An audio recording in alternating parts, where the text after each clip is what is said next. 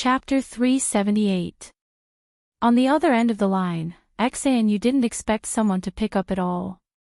He was flustered for a few seconds before pretending to be familiar with her. "Hello, Grandma, I'm Xanu. How have you and Grandpa been lately?" Xiang Yin flew into a rage. This shameless bastard, how dare he mention that? If it weren't for him, would old Mrs. Xiang have fainted from anger? However, the netizens felt that this ex-fiancé was quite polite. Hence, there were even more comments directed at Xiang Yi. Many people's jealousy could be felt through the screen. To be honest, this middle-aged man is good-looking, has a successful career, and is polite too. He's more than enough to be a good match for Vase Fairy. In my opinion, with his qualities, he can get any woman he wants. Xiang Yi is just an actress, how can she have the cheek to be picky? TSK, she has such high standards. I think she's just a scheming woman who looks harmless on the surface. If she wasn't picky, how could she be a couple with Shui now? Madame Xiang said calmly, "Your grandpa and I are doing well. Xanu, how about you? Are your legs okay?" On the other end of the line, Xanu choked. His dark history from back then surfaced uncontrollably. He had indeed been to the Xiang family home before. Although he knew that Xiang Yi had ulterior motives, he still harbored evil intentions and tried to make things happen. Unfortunately, as soon as he locked the door, it was kicked open. Coincidentally, it was the day of the Xiang family's family gathering and Xiang Yi's 4 brothers were all there, hence, Xanu was later hospitalized for 3 months. Having been hit where it hurt, Xanu said in a stiff tone with a trace of awkwardness on his face, "Grandma, I actually have something to say to Xiang Yi. I wonder if you can give me her contact number." The person in charge of the tabloid media had taught him that if Madame Xiang refused, he would ask if it was because he was afraid that Xiang Yi still had feelings for him. When the time came, he would definitely make the headlines. To his surprise, Madame Xiang said leisurely, "If you have something to say it in person." Xanu was stunned. "I'll send you the address. That's all for now." Madame Xiang's attitude was gentle but firm. Then she hung up the phone. Everyone was dumbfounded. Only Madame Xiang seemed to be the most independent and clear-headed person. Her smile was kind, but her words were poisonous. Since he wants to broadcast live, let's satisfy him. Instead of blocking his mouth, let's listen to what he has to say. Netizens, ? Sameo Guz, your parents have gone to heaven was probably inherited from you, Grandma. Xiang Yi nodded in agreement. Grandma, what you said makes sense. Madame Xiang gently rubbed her granddaughter's face. Don't be afraid. Grandpa and Grandma will protect our good tutu. Xiang Yin was just about to show off his crutches when he heard Madame Xiang say, "Old man, bring me my whip." Li Jin, you got a great shock and hurriedly persuaded, "Grandma, we're still in the middle of a live stream, we can't have any violent or bloody scenes." Madame Xiang smiled and said, "Why would I? I'm teaching my good tutu how to hit a spinning top." The netizens were dumbfounded. Isn't there something wrong with this? Xanu initially refused to go to the manor. After all, he was worried about his leg. However, under the instigation of the tabloid media, he still made up his mind to go. When he arrived at the manor, the scene in front of him made him dumbfounded. The gray-haired old Mrs. Xiang forcefully whipped the spinning top, creating a thunderous sound in the air. Xanu's legs immediately turned to jelly. Chapter 379. However, Madame Xiang even took the opportunity to explain to everyone elegantly while whipping the whip. Spinning top is an ancient and traditional game. It's a good way to exercise for the elderly. The harder you hit the whip, the faster the spinning top. Glancing at Xanu who had rushed over, Madame Xiang said smilingly, "There's another saying among the people, it's called, whipping the wretched." Xanu shuddered. The netizens were appalled. "Spinning top, why did you hit me?" Aggrieved. JPG, I suspect that Madame Xiang is hinting at XANU. That's probably an elegant and vicious tongue. Is XANU trembling? No way, right? Is he that cowardly? Ha, damned old woman, you're taking advantage of your seniority. It's your granddaughter's blessing that he fancies her. If you're sick, get it treated. Our sister E is loved by all. There are plenty of puppies and puppies who adore her. Who cares about such a greasy old man? Sure sway, old man. Thank you, I'm offended. In the live stream, some people were making jokes, some were arguing, and some were being silly. The number of viewers skyrocketed and the pop-up comments were also increasing at a speed visible to the naked eye. The entire screen was densely filled. How is it? Have you learned it?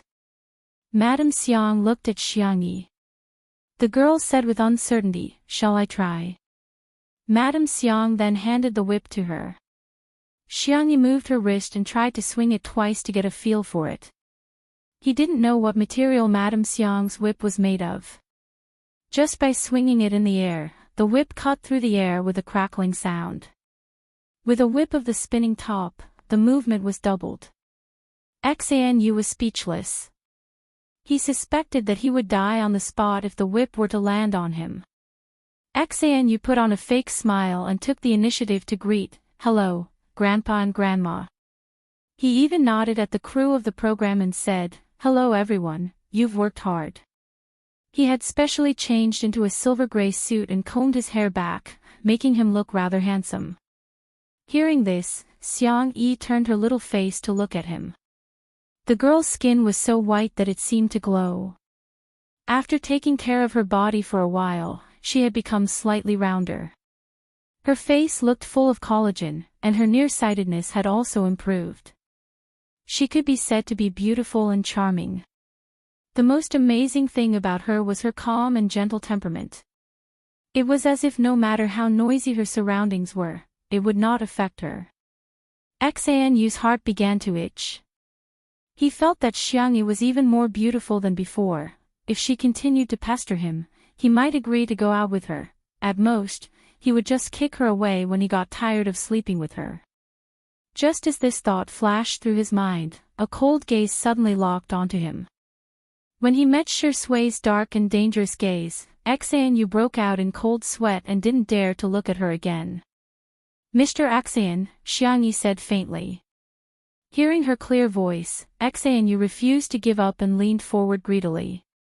Xiangyi, long time no see, did you miss me? Xiangyi took a step back without a trace and distanced herself from him. I heard that you have something to say to me. When he got closer, he seemed to be able to smell the faint fragrance of her hair. Xanu took a sniff greedily and said, it's not impossible for me to marry you, but I have a condition. Xiangyi was confused. Although she had many questions in her heart, she still maintained her social etiquette.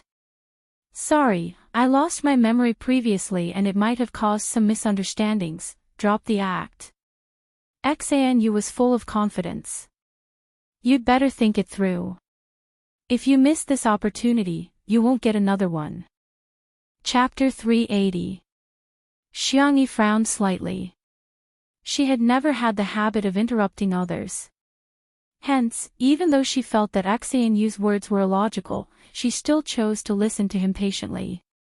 Xanu said, didn't you agree to elope with me back then? I think girls should respect themselves. If you can get the consent of your family, I can consider dating you. Xiang Yin had been tolerating it for a long time, but when he heard this, he couldn't help but holler, dream on. Don't even think about marrying into our family. Xanu said shamelessly, I'm here now. Grandpa, didn't you say that you haven't forgiven Xiangyi? I'm the cause of all this. I'm here to help you solve the problem out of kindness. Xiang Yin's face turned sullen. How could he really hold it against Tutu? However, he kept those words to himself and couldn't bring himself to say it in public. Due to Xiang Yin's arrogant character and sudden silence, the netizens naturally got the wrong idea. I think Xian Yu's words make sense. Xian Yu isn't that bad, right? Why do you guys always think badly of him? He's obviously a PUA. He's belittling girls in order to gain control. He's so disgusting. Get lost, ugly man, stay away from Xiang Yi. Why does Xiang Yi have to bear the responsibility for the mistakes she made when she had amnesia? Cry. Xiang Yi was rather calm. I don't have any plans to get married, nor do I have any memories of you, Mr. Xian. I don't think our lives will intersect again. Xian Yu looked at Xiang Yi, who seemed to be trying to distance herself from him, and immediately panicked. How can you go back on your word? Seemingly feeling that his words were too childish, he resorted to his best means. But you're such a filthy woman. Who else would want you except me? Not only was he dissing her verbally, he even glanced at Zhong Yi and Zhang Jiang. Zhong Yi's face turned pale and she shielded Zhang Jiang behind her. He was well aware of the importance of reputation to a girl. This was because he knew that public opinion was always biased towards men. For example, if someone got pregnant before marriage, everyone would scold the woman. It was as if the man had no responsibility at all. Now that he said this, he was deliberately leading the crowd to believe that Xiang Yi was no longer clean. Xiang Yin flew into a rage. Nonsense. You're talking nonsense. He was so angry that he picked up his walking stick and wanted to break this dog's leg. Xian Yu hurriedly retreated and said, I've already said what I wanted to say. Xiang Yi, I'll give you 5 minutes to consider, no need. The resolute words came from Madame Xiang. Her expression was calm and her dress was elegant. Whether it's our tutu or other girls, they all live for themselves, not for others to see. And your slander, in my opinion, is childish and laughable. People who don't know the truth will attack a girl because of her so-called reputation, but as her family, we will never hurt her. Don't you agree, old man? Madame Xiang looked at Xiang Yin with a smile in her eyes. Xiang Yin seemed to have been encouraged, and the advantage of his loud voice was obvious at this moment. Bunny is our family's little darling. No one is allowed to hurt her. What do you mean by forgiving? I've never blamed her at all. Not even for a second. Chapter 381. Old Mr. Xiang was full of energy and his voice was loud and firm. Every word he said was powerful and resonant. Zhong Yi, who was not far away, watched everything in shock. She was really envious of Xiang Yi. Back then, when her family found out that she was pregnant with Zhang Jiang, their first reaction was to chase her out of the house for fear that she would ruin their reputation. However, they also asked her to give her parents and brother a considerable amount of living expenses every month on the grounds that it was her duty to do so. On the other hand, Xiang Yi's family protected and supported her unconditionally. Even Xiang Yin, who was so arrogant and awkward, would make tutu candies for her. He would even give up his pride and protect her without hesitation. Xian Yu still wanted to play the same trick again. Then, no one wants her, shut up. So what if no one wants her? It's not like our family can't afford to raise her. Xiang Yin retorted. Xiang Yi's heart was filled with emotions. She pinched her palms to calm her surging emotions. It turns out that Grandpa has never blamed me. Madame Xiang was much more sharp-tongued. Is the standard to judge a girl by what you call, no one wants her? Come on, the Qing dynasty died a long time ago and arranged marriages have long ended. Even an old woman like me knows that marriage is free in the new era. Don't tell me you don't even know that. Pretending to be surprised, old Mrs. Xiang covered her mouth and said, "Oh, are you a fool? Or did your parents leave early?" Xian Yu's face immediately turned as red as a pig's liver. In the live stream, the Spacey Tutu fans were overjoyed. Grandpa Xiang and Grandma Zhu and dote on Sister Yi so much. Your parents left early equals you're an orphan. Thank you for Grandma's online lessons. Grandma's combat power is definitely on the SSR level. XANU is at most in our card. XANU's gaze was erratic. He didn't expect Xiang Yin and Madame Xiang to be so difficult to deal with. They had clearly been hurt by Xiangyi at that time, so why did they still choose not to hold it against her? That was beyond XANU's understanding. Since he couldn't persuade his family, XANU wanted to continue pressuring Xiangyi. Didn't she want to break away from the Xiang family? Without him, how could she have succeeded? At the thought of this, XANU suddenly regained his confidence. He looked at Xiangyi affectionately and said, "Actually, I don't look down on you that much. You do have some merits." Look, only he could see the good in Xiangyi. This method of belittling first and then praising later could be said to have worked well in the past. Young and naive girls like Xiangyi were the easiest to fool. The next second, Xiangyi flicked the whip expressionlessly, scaring XANU so much that he shrieked and almost jumped up. "Excuse me, you're blocking my spinning top." XANU. The netizens were speechless. Everyone's attention then shifted to the whip in her hand. They shuddered at the same time. In the cold atmosphere, a low chuckle sounded. Sue's heart felt as if it had been brushed by a feather. "Sister E, could you teach me?"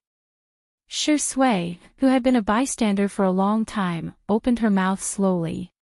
"Sure." After Xiangyi taught him a few words, Shi Sui took the whip. He had a high level of comprehension and was the type who could understand with just a little bit of guidance. After a few casual lashes, the spinning top spun even faster. The atmosphere in the live stream changed abruptly. The sense of immersion is too strong. I feel like Shi Sui is a villain who will resort to domestic violence. Other people who wield whips are men who harness horses. Why is this man so and so handsome? Chapter 382. XANU was speechless. He somehow felt that this man was treating him like a spinning top.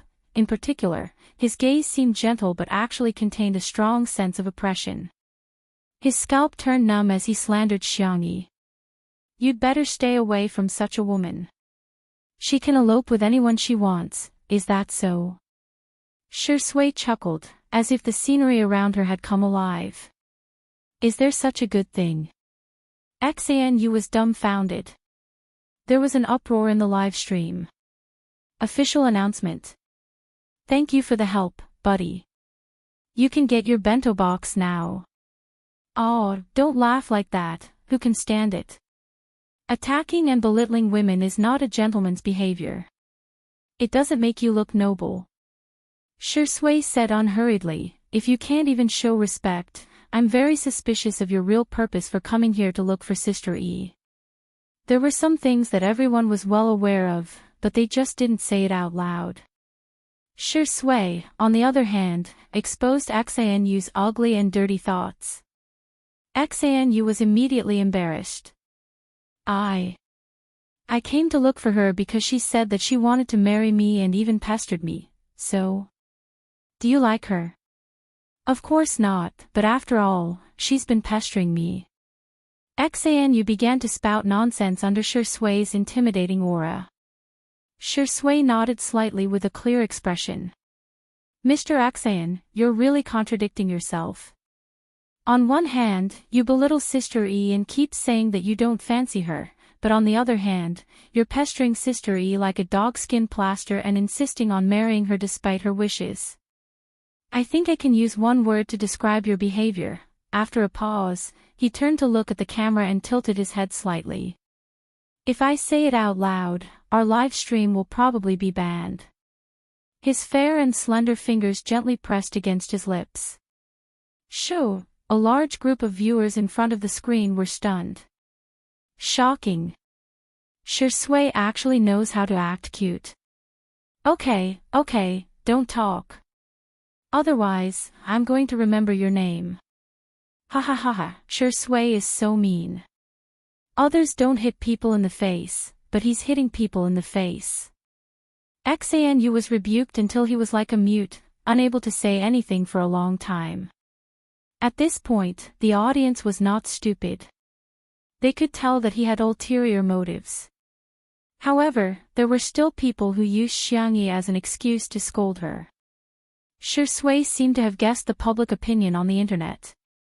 He leaned lazily against the pillar of the pavilion with his long legs slightly bent. Xiangyi doesn't even fancy me. Why would he fancy you? Everyone. Come on, you're the best actor. Can't you have a bit of a burden? How can you be so self-deprecating? Even the haters aren't as good as you. Xiang Yin, who had always found Shui to be an eyesore, suddenly felt that this rascal, it was all right. He snorted, "What's there to compare that dog with you? Comparing the two of you is simply a scammer." Xanu was speechless. It's a knowing blow. Xiang Yi's grandmother said smilingly, "Mr. Xan, don't feel inferior. You're still better than Shui in one aspect. You may be ugly, but you're thick-skinned." Xanu was speechless. Doubles. At this moment, Xiao Naofu, who had been missing for a long time, finally returned. It was holding a fat rat in its mouth and nimbly jumped to Xanu's feet before throwing it onto his shoes. Xanu exclaimed, "Oh, rat. There's a rat." He was so frightened that he completely lost his composure, as if he was a ridiculous clown. The crowd burst into laughter. Anger rose in Xanu's heart and he kicked at Xiao Naofu. However, a creamy yellow figure at the side pushed Xiao Naofu away. Before Xanu's foot could even touch a few strands of its fur, little Shiji rolled on the ground and went far away. It hummed feebly and aggrievedly. "Woof!" Xanu's eyes widened in shock. "Scammer. This is what you call scammer. Why are dogs pretending to be White Lotus these days?" Chapter 383. In the eyes of the netizens, little Shiji was trying to protect Xiao Naofu, but in the end, Xiao Naofu kicked him hard. Dog lovers are condemning him. Damn it, this ugly man is so vicious. It's just an innocent and pitiful dog. Pitiful, pitiful. Someone said that Xiao Naofu was in the wrong and was immediately rebuked. It's only right for cats to catch mice. Isn't it because Xanu is so outrageous that even Xiao Naofu can't stand it and teach him a lesson on behalf of Sister Yi? I don't care, Xiao Naofu is the cutest in the world. I won't allow anyone in this world to dislike it. Xiangyi hurriedly went to check on little Shiji's injuries while little Shiji continued to put on an act and rubbed its head against her calf. Even Xiao Naofu was fooled and scurried over with its short legs. Meow meow. Stray dog, what's wrong with you? Little Shiji barked. Woof woof. Xiao Naofu didn't know how to speak dog language, but it felt as if little Shiji was saying, "My wound hurts so much."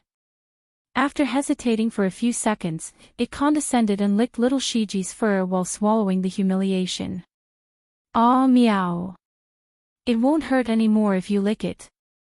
The heartwarming scene made one feel even more distressed and infuriated. Xanu would never have thought that using public opinion to manipulate the emotions of netizens would result in a backlash that came too easily. Tell him to get lost. Tell him to get lost. I'm begging you to whip him. Whip him like a spinning top. My heart aches for little Shiji. Xiao Naofu must be blaming itself too. U1S1 Xiao Naofu is so nice. Xiao Naofu has taken the initiative to lick little Shiji's fur. In the animal world, that's a sign of goodwill and affection. Xiangyi looked up with an icy cold gaze. When he met her gaze, Xanu's heart trembled as he felt that the Xiangyi in front of him was extremely unfamiliar. She had changed from a vain and pompous girl who had her thoughts written all over her face to an existence that he dared not look at. I didn't kick it on purpose.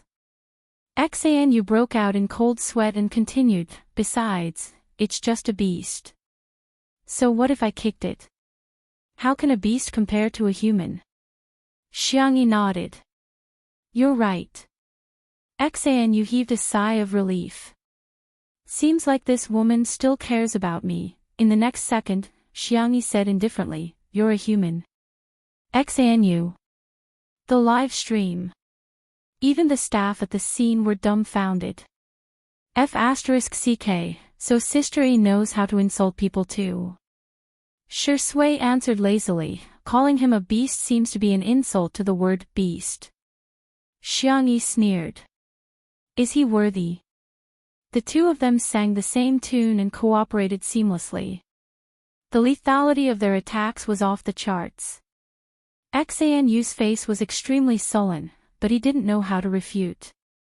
You're human. You've added more insults to your vocabulary. Shui and Sister E have such great chemistry. They're like parents protecting their children.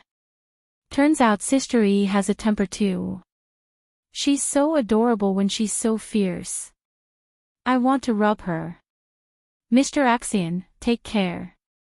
I won't see you off. Madame Xiang adjusted her shawl gracefully. Xanyu bluffed. Xiangyi, I'm leaving.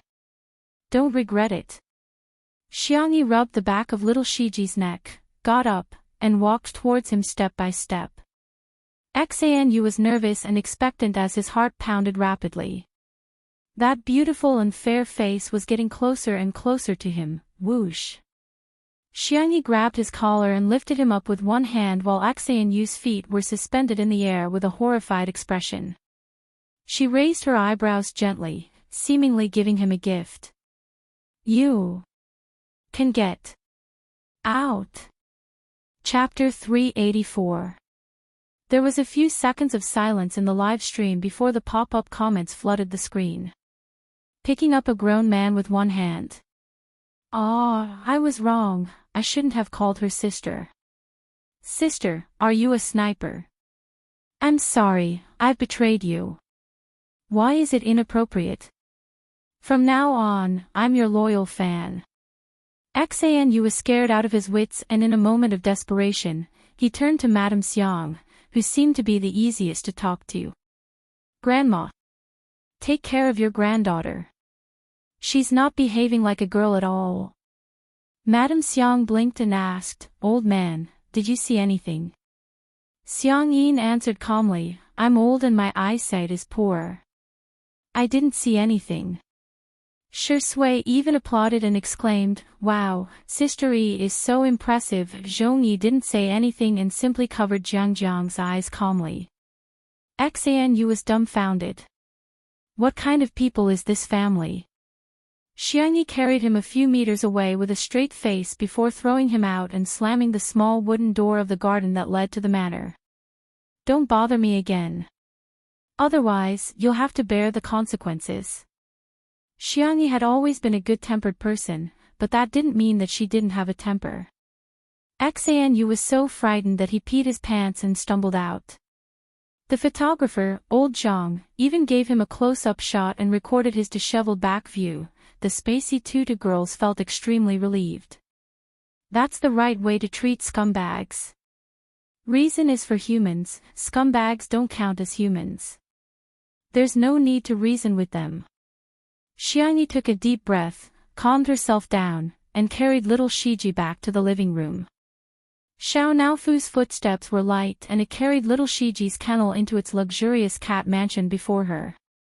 Meow. Meow meow. Humph, stinky dog, I'm not being nice to you. It's just, the mansion is too big. I'm just letting you have a little space. Xiangyi's eyes were filled with warmth. Xiao Naofu, you've grown up. Xiao Naofu looked away, feeling a little embarrassed. After placing little Shiji in the kennel, she raised her hand and stroked the dog for a while. Xiao Naofu suddenly became envious again. It aggressively snuggled up to Xiangyi's hand and rubbed itself against her like a spoiled little kitten. Meow. You're not allowed to touch the dog. You can only touch this hoo-hoo. You are really a little troublemaker. Xiangyi's tone was helpless and doting, but she gave Xiao Naofu a full massage. Rubbing the back of its neck and pinching its ears, the kitten soon couldn't take it anymore. It was so comfortable that it relaxed. It took the initiative to approach Xiangyi, wanting to kiss her. Xiangyi remembered its heroic posture of catching the mouse just now and was very moved. Then, she covered its mouth. Cough, you can only kiss after brushing your teeth. Xiao Naofu instantly showed a heartbroken expression. Meow, meow, meow. This damned stupid woman actually dared to despise this handsome hoo-hoo. The netizens in the live stream were dying of laughter. Xiao Naofu, it was a mistake after all, Shui. This is a lesson, remember it. You can only kiss after brushing your teeth. Under Xiao Naofu's heartless gaze, Xiangyi's heart softened again. She coaxed softly, shall we kiss on the forehead then? Humph. It humphed in a childish voice. Xiangyi leaned forward, her hair cascading down, and her cherry-colored lips pouted slightly. There was a soft, pop sound, but it didn't land on the kitten's forehead. Instead, it landed on the back of the man's fair and slender hand. It was Shui, who had placed her hand between Xiao Naofu and her lips. The netizens were flabbergasted. Shui is the most shameless of the family of four. Chapter 385. He did it with his own hands. That means he kissed her on the lips. Hey, aren't you going a little overboard by rounding things off? Ha ha ha, Xiao Naofu's expression is so funny, cat. JPG, even Xiangyi was dumbfounded, let alone the netizens. The calmest person was none other than Shui. Shui's long and narrow eyes curved in joy, but he said righteously, Sister Yi, you're taking advantage of Xiao Naofu so openly. It won't be able to find a girlfriend. Xiangyi. Xiao Naofu. The netizens. Li Jinyu's mouth twitched. Daddy, sure, although Xiao Naofu and little Shiji are not humans, you're a dog. Wan Qing's eyes were full of smiles, as if she had seen through something.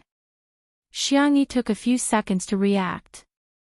She retreated slightly and put some distance between her lips and the back of his hand. She asked softly, what are you going to do then? Shui chuckled and asked, why?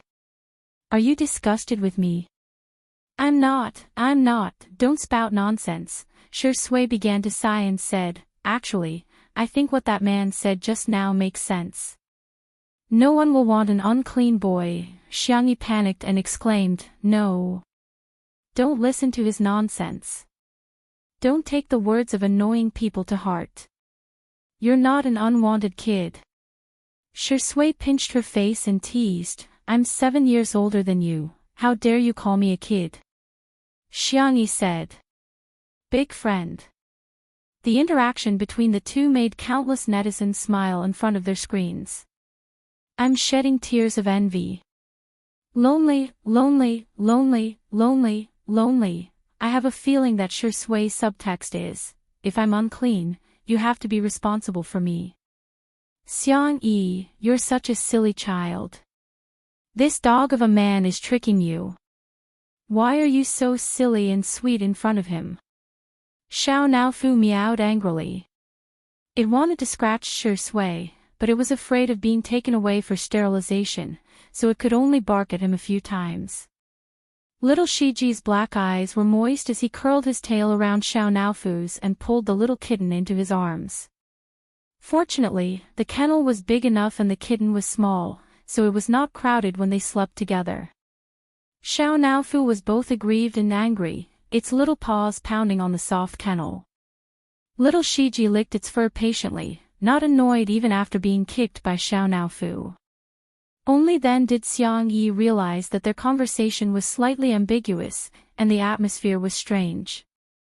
She looked at the clock on the wall and coughed. It's 8:00. Why don't we watch TV? Shui always listened to her. Okay. The netizens in the live stream room were speechless. Forget about the previous hashtag I'm watching a live stream hashtag, but now hashtag I'm watching a variety show hashtag. Xiangyi went to turn on the TV while her grandparents, Zhongyi and Jiangjiang came over one after another. The opening was a cartoon version of Xiangyi and Shui planting flowers and vegetables, fishing, and catching pigs. Jiangjiang watched with rapt attention. Wow! The production team was stunned for a while before realizing that Xiangyi's unintentional actions were actually good publicity. Their live stream had such high traffic, it would be a waste not to use it. Hence, Li Jinyu frantically began to advertise in the voiceover. Dear viewers, please stay tuned to Nanjing Satellite TV's Two Under One Roof. Those who have a TV, please support the broadcast. Those who don't, please download Nanjing TV. While he was speaking, the show began. Although countless netizens were teasing Li Jinyu, they still switched on the TV and downloaded the software. The production team of Eating Well for All 3 Meals almost fainted from anger when they found out about this. Chapter 386. Why didn't we think of such a simple, effective, and direct publicity method? In the group chat of Miao TV, the director sent a voice message and flew into a rage. Are you all idiots? How can you not think of this? The others were complaining incessantly.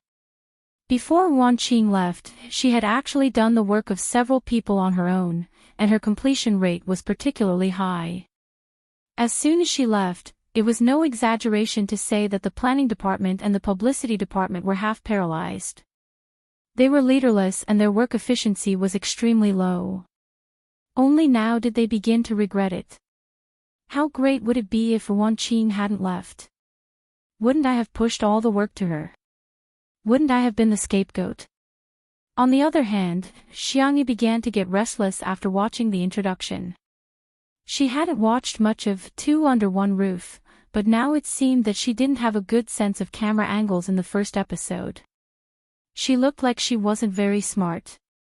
Why don't we change the channel? Xiangyi said seriously.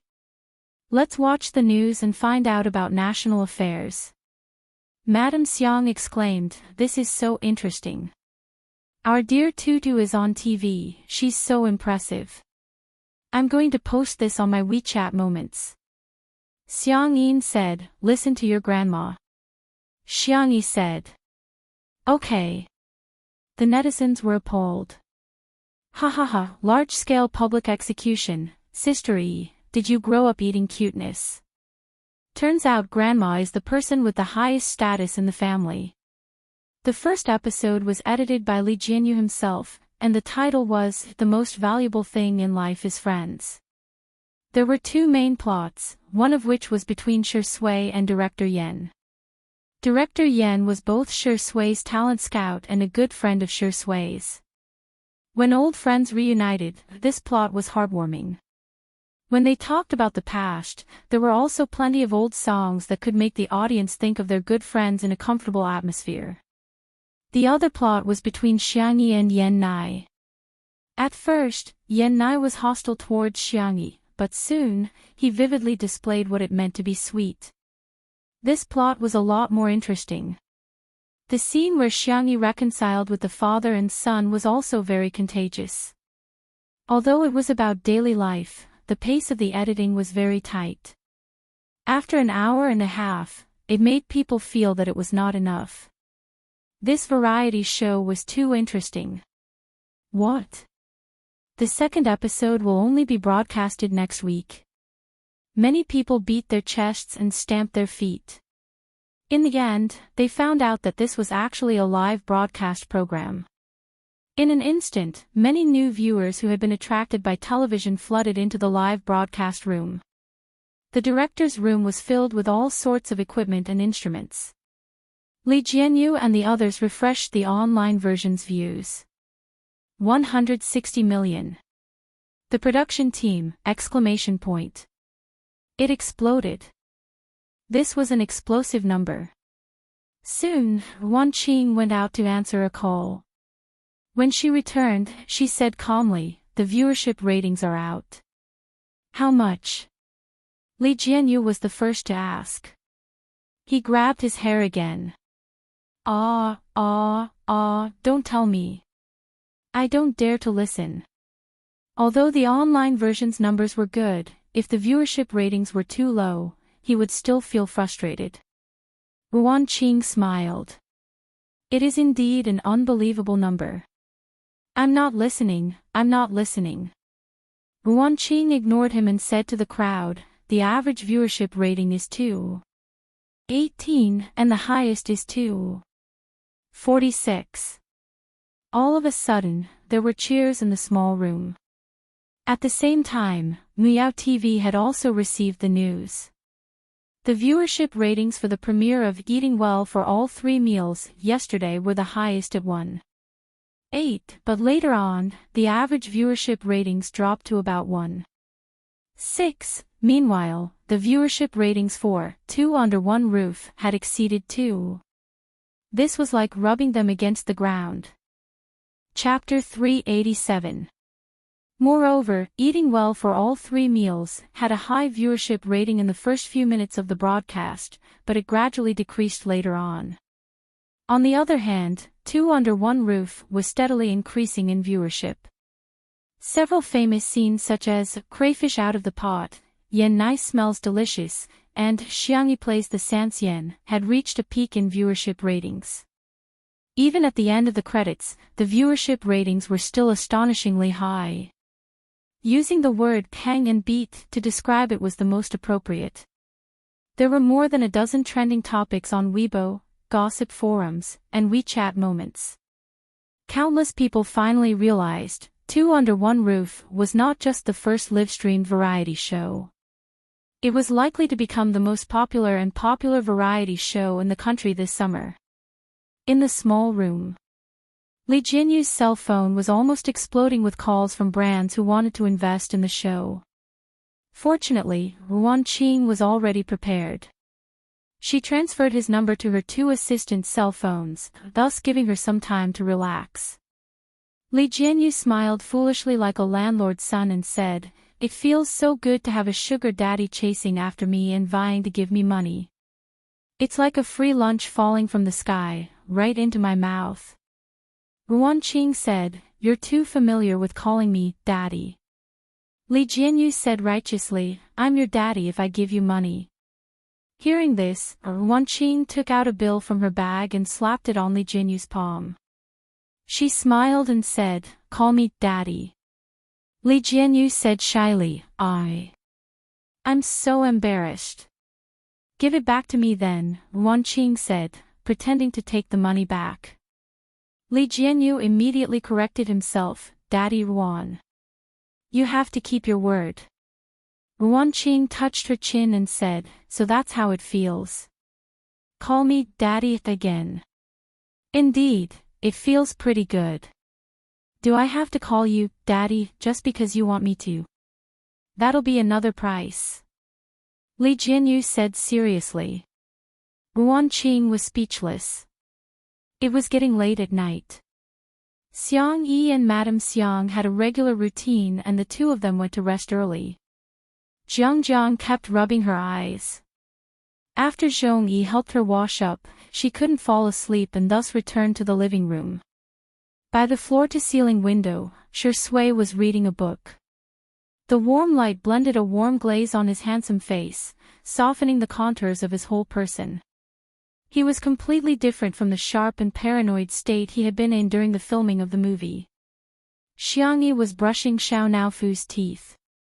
After carefully brushing his teeth twice, the little cat was already sleepy and was properly placed into a soft and fluffy cat bed. "Good night, Xiao Naofu." Little Shiji licked her palm while Xiang Yi rubbed the Shiba Inu's head. "Good night, little Shiji." Zhong Yi looked at her in surprise. She seemed to understand why Shi Sui treated Xiang Yi differently. The most irresistible thing in this world was gentleness. "Senior Zhong." Xiang Yi saw her and took the initiative to greet her. "Do you want to eat supper?" The audience, who thought that the live stream was about to end, suddenly wailed. "Stop! Stop it!" Gain 3 pounds every time you live stream. Sister E, are you hungry? Do you want to eat? Do you want supper? Little vase, do you see that man by the window? Can't you go and get lovey-dovey with him? All you do is cook all day long. I'm so angry. Zhong Yi was stunned for a moment and somehow relaxed. Do you have wine? Shi Sui, who was reading, glanced over casually. A certain drunkard's eyes lit up. Yes, yes. A few minutes later, Xiangyi happily came out of the kitchen with shredded squid and some side dishes. Shi Sui was waiting at the door. He looked at her with a smirk. Chapter 388. Seeing him, Xiang Yi inexplicably felt a little guilty. Sister E, are you going to drink with someone? Shi Sui asked calmly. Xiang Yi knew that he couldn't drink today because he had work the next morning. She tried to figure out what he was thinking. Are you jealous of us? The netizens were dumbfounded.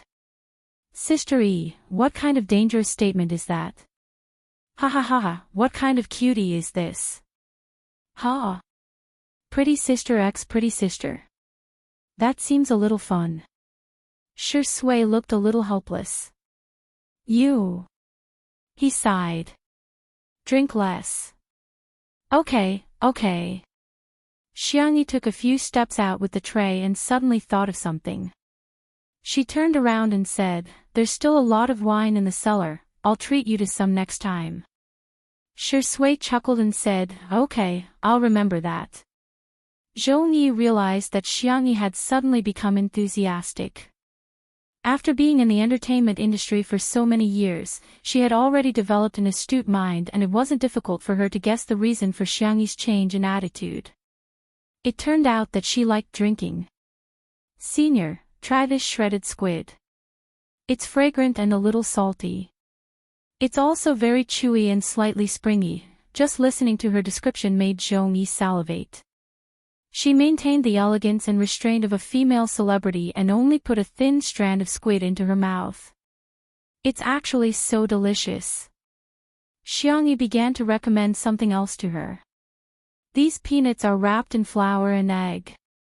It's sweet and the egg fragrance is just right. Although it's fried, it's not greasy at all. Zhong Yi tried one. Hence, 2 minutes later, Zhong Yi's image as a female celebrity was completely gone. She sat cross-legged on the ground with her hair tied into a bun.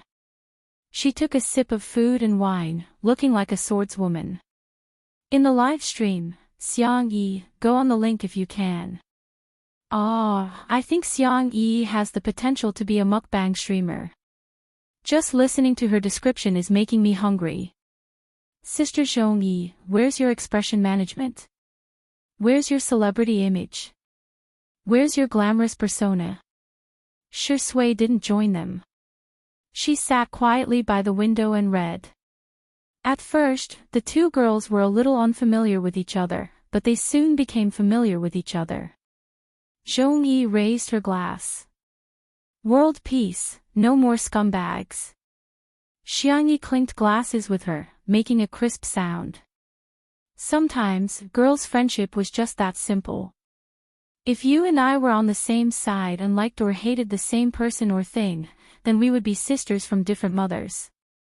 Li Jinyu thought that it would be nice to stop there when the live stream was supposed to end, but Ruan Qing signaled for him to continue. What if the car flips? No, it's a woman's intuition. Seeing that Li Jinyu was about to speak, Ruan Qing choked him with one sentence. If I'm the boss, then you're the boss. Li Jinyu, lowly Shaoli, shut your mouth. Slightly tipsy, Zhong Yi and Xiangyi's conversation went deeper and deeper. Sometimes, I resent him. If it weren't for him, there wouldn't be Zhangjiang. I'm not afraid of others scolding me, but I'm afraid of Zhangjiang being scolded. I think she's a child who isn't blessed by this world. Perhaps it was because actors had a strong ability to empathize with others, but Xiang Yi also felt a little choked up. She patted Zhong Yi's back and said, every child is born into this world for the sake of happiness. His words touched Zhong-yi, and her eyes immediately turned red. Xiangyi hesitated for a moment before moving closer. She then hugged Zhong-yi and patted her back gently. Same to you, senior. Chapter 389. Having not hugged anyone for a long time, Zhong-yi's body was obviously a little stiff, but Xiangyi had a sense of propriety and ended the hug in a few seconds. She was polite and warm. Thud. A tear fell from the corner of Zhong-yi's eye. There were no cameramen in the living room, only a few fixed cameras. In the director's room. Seeing this scene, Li Jianyu, a grown man, felt a lump in his throat. Although there weren't many pop-up comments in the live stream, it was very heartwarming. Xiangyi is really gentle. Sister, don't cry. I can't help it when you cry. Sister Yi's words are so heartbreaking. She must be a girl who grew up being doted on. That's why she can say that every child is born into this world for the sake of happiness. Zhong-yi's tears fell silently for a while. She looked beautiful and breathtaking. Xiangyi didn't say anything to comfort her and simply poured some fruit wine into her glass. A moment later, Zhong-yi got a grip on her emotions. I envy you very much. She expressed her feelings straightforwardly. You have a family who dotes on you, but I don't. During the most difficult period, no one comforted me when I called home. All they did was ask for living expenses. At that time, the most extravagant thing I ever did was to go to the supermarket at night to buy fruits that were on sale for $1 a bag. I didn't even have time to wash them and finish them on the way back. Zhong-yi smiled and continued, it's funny, isn't it? But I still remember the taste of those fruits. After going through so much hardship, even a piece of candy could be extremely sweet. That was why she was so resolute when she met Jiang Jiang's father. You're the first person to say those words to me. Zhong-yi smiled brightly, as if no amount of setbacks could hide her beauty. Can I call you Sister Yi? Xiangyi was a little dizzy from drinking. Resting her chin in her hand, she nodded and said, sure. Zhong-yi put an arm around her shoulder and said proudly, Sister Yi, I'll take care of you from now on. There were suddenly more comments in the live stream. I know Zhong-yi is from a cult, I'll just stand there for a second. Just 1 second. Come to think of it, Zhong-yi's life really isn't easy. Not everyone has the courage to be a single mother. Sister Yi looks so soft when she's drunk. Sure Sui, stop reading. Would it work or not? If not, I'll do it. The live broadcast came to an abrupt end. As Ruan Qing expected, Xiangyi and Zhong-yi's drinking party didn't fail. Instead, it moved countless people. This was something that the production team of Eating Well for 3 Meals could not understand. Why didn't the netizens believe them when they told Jiang Yun to show her true feelings? Zhong-yi had only cried a little, and Xiangyi had only hugged her. How could the two of them become a couple? The production team of Eating Well for 3 Meals was extremely depressed. In the almost suffocating atmosphere, someone came up with a stupid idea and suggested, I think the success of Two Under One Roof must be because of the good script. Why don't we poach their planner and scriptwriter? Unexpectedly, this suggestion received widespread approval. Since they couldn't fight head-on, they could use underhanded tactics. In the end, the two girls had too much to drink.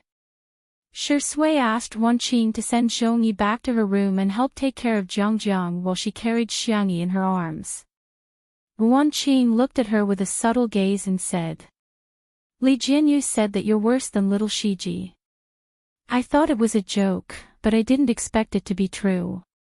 Shi Sui raised his eyebrows, a joyful smile in his dark eyes. Thank you, you flatter me. Chapter 390. Ruan Qing was speechless for a while before teasing, aren't you afraid that Sister Yi's brother will come back? Even she was a little intimidated by Sangchen's domineering aura. Shi Sui smirked and said in a mysterious tone, He should be busy. Ruan Qing was dumbfounded. In a bar in Nanjing. Although Axayan made a fool of himself in the live stream of Two Under One Roof and was ridiculed by the netizens, he had achieved his goal. He was still famous after all. Now that he had gained popularity, a group of internet celebrities in the company were surrounding him and sucking up to him, feeding him fruits, and toasting him. Axayan was thick-skinned in the first place. In the blink of an eye, he forgot about the embarrassing scene just now and began to brag. Xiangyi, she looks just like that in real life. She's petty and unpresentable. Women have to behave like women. Look at her, which part of her looks like a woman? She's just a shrew. If you ask me, I should have called the police and locked her up when she hit me. I should have taught her a lesson. He belittled Xiangyi to the point that she was nothing. His throat was dry, but he found that the little internet celebrities around him all had ugly expressions on their faces. Who are you guys putting on such a long face for? Let's get high. In the next second, a cold young man's voice sounded behind him. My sister is a shrew. Immediately after, a devilish male voice spoke in a slightly faster pace. I dare you to say that again. Axayan felt a chill down his spine and his heart trembled. However, he heard two more voices one after another. The gentle voice asked, do you think our tutu is a pushover? The cold and aloof voice asked, how do you want to die? Axayan turned his neck stiffly and saw a row of tall and slender figures behind him. His vision immediately turned dark. Hello, brothers. Axayan smiled and said obsequiously, I'm Axayan. Xiangyi likes me a lot. Have you forgotten? She was still crying and rolling on the ground, saying that she wants to marry me. He was eager to use Xiangyi as a rescue, but little did he know that he ended up angering Xiangyi's brothers. Xiangyu grabbed his collar and pulled him up. You're not fit to mention her name. Back then, Axayan harbored evil intentions towards his sister at the Xiang family's old residence. If they hadn't been at home that day, who knew what would have happened? At the thought of it, Xiang uses brothers, and he was about to punch him. However, Xiang Qi stopped him. Xiang Yu, let go. Xiang Li adjusted his glasses and calmly said, Old Four, you're about to compete. Don't cause trouble. Xiang Chen was much more direct. Go away. You're too weak. The despised Xiangyi, right, he, now you know you're wrong. Xiang Qi grinned, his phoenix eyes filled with mischief. But, we're not here to hear you apologize, Axayan said shakily, I have money. Can I compensate you with money? Xiang Qi interrupted, we're here to beat you up. Tell me, what order do you want? 1234 or 4321? Or do you want a luxurious one-on-one beating package? The little internet celebrities were scared out of their wits and had long run away. As for the bar, it had already been cleared. Axayan wanted to cry but had no tears. Who would have thought that this family would be so protective? This time, I've offended someone I shouldn't have. I'm really done for. Chapter 391. Half an hour later. On Weibo, the netizens who were surfing saw a new post. It was a video posted by Axayan. Everyone was already a little tired of his aesthetics, but out of habit, they still clicked on the video. Axayan's tone was sincere and sincere. Here, I would like to apologize to Miss Xiangyi. Everything that happened today was made up by me for the sake of gaining popularity, huh? This ugly man actually apologized. In the complete video, Axayan not only apologized, but also dragged the gossip media into it, claiming that they were the ones who induced him to smear Xiangyi's reputation in exchange for traffic. In an instant, the netizens' anger rose to the peak. The gossip media soon tasted the backlash of the netizens, you treat us like fools, I'll treat you like an orphan. The Weibo account of the gossip media was bombarded with so much criticism that it turned off the comment section and received more than 100,000 insults in private messages. In the end, they had no choice but to expose the informant. Qin Wanyan thought that she had done it flawlessly. She used a smurf account and even got someone to change the IP address. However, her smurf account shared a few daily updates and the sharp-eyed netizens managed to figure out that it was her smurf account from the reflection of a bracelet and half of her face in the sunglasses in a photo. The overwhelming news flooded her Weibo account. Qin Wanyan was extremely anxious and called her manager, who comforted her impatiently and hung up without saying anything about public relations. When she called again for the second time, it was obvious that no one answered. Qin Wanyan was terrified to the extreme and she didn't dare to look at her cell phone at all.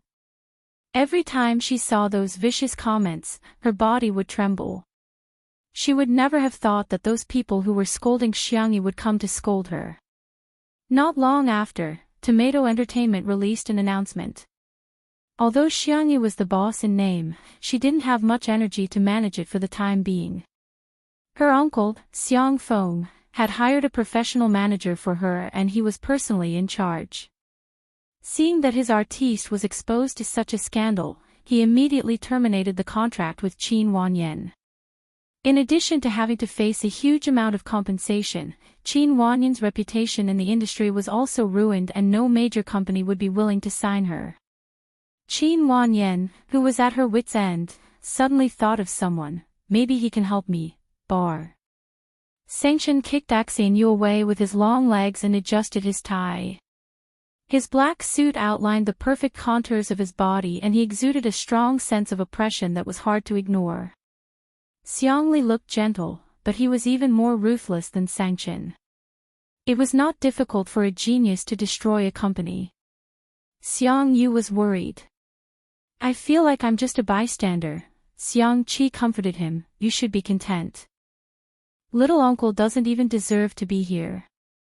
Big brother thinks he's clumsy and a burden, Xiang Yu. Thank you for being comforted. He put on the hood of his hoodie. His jawline was smooth and handsome. Suddenly, he thought of something. Will my sister cry alone in bed? Imagining that scene, the Siscon men felt as if their hearts had been cut by a knife.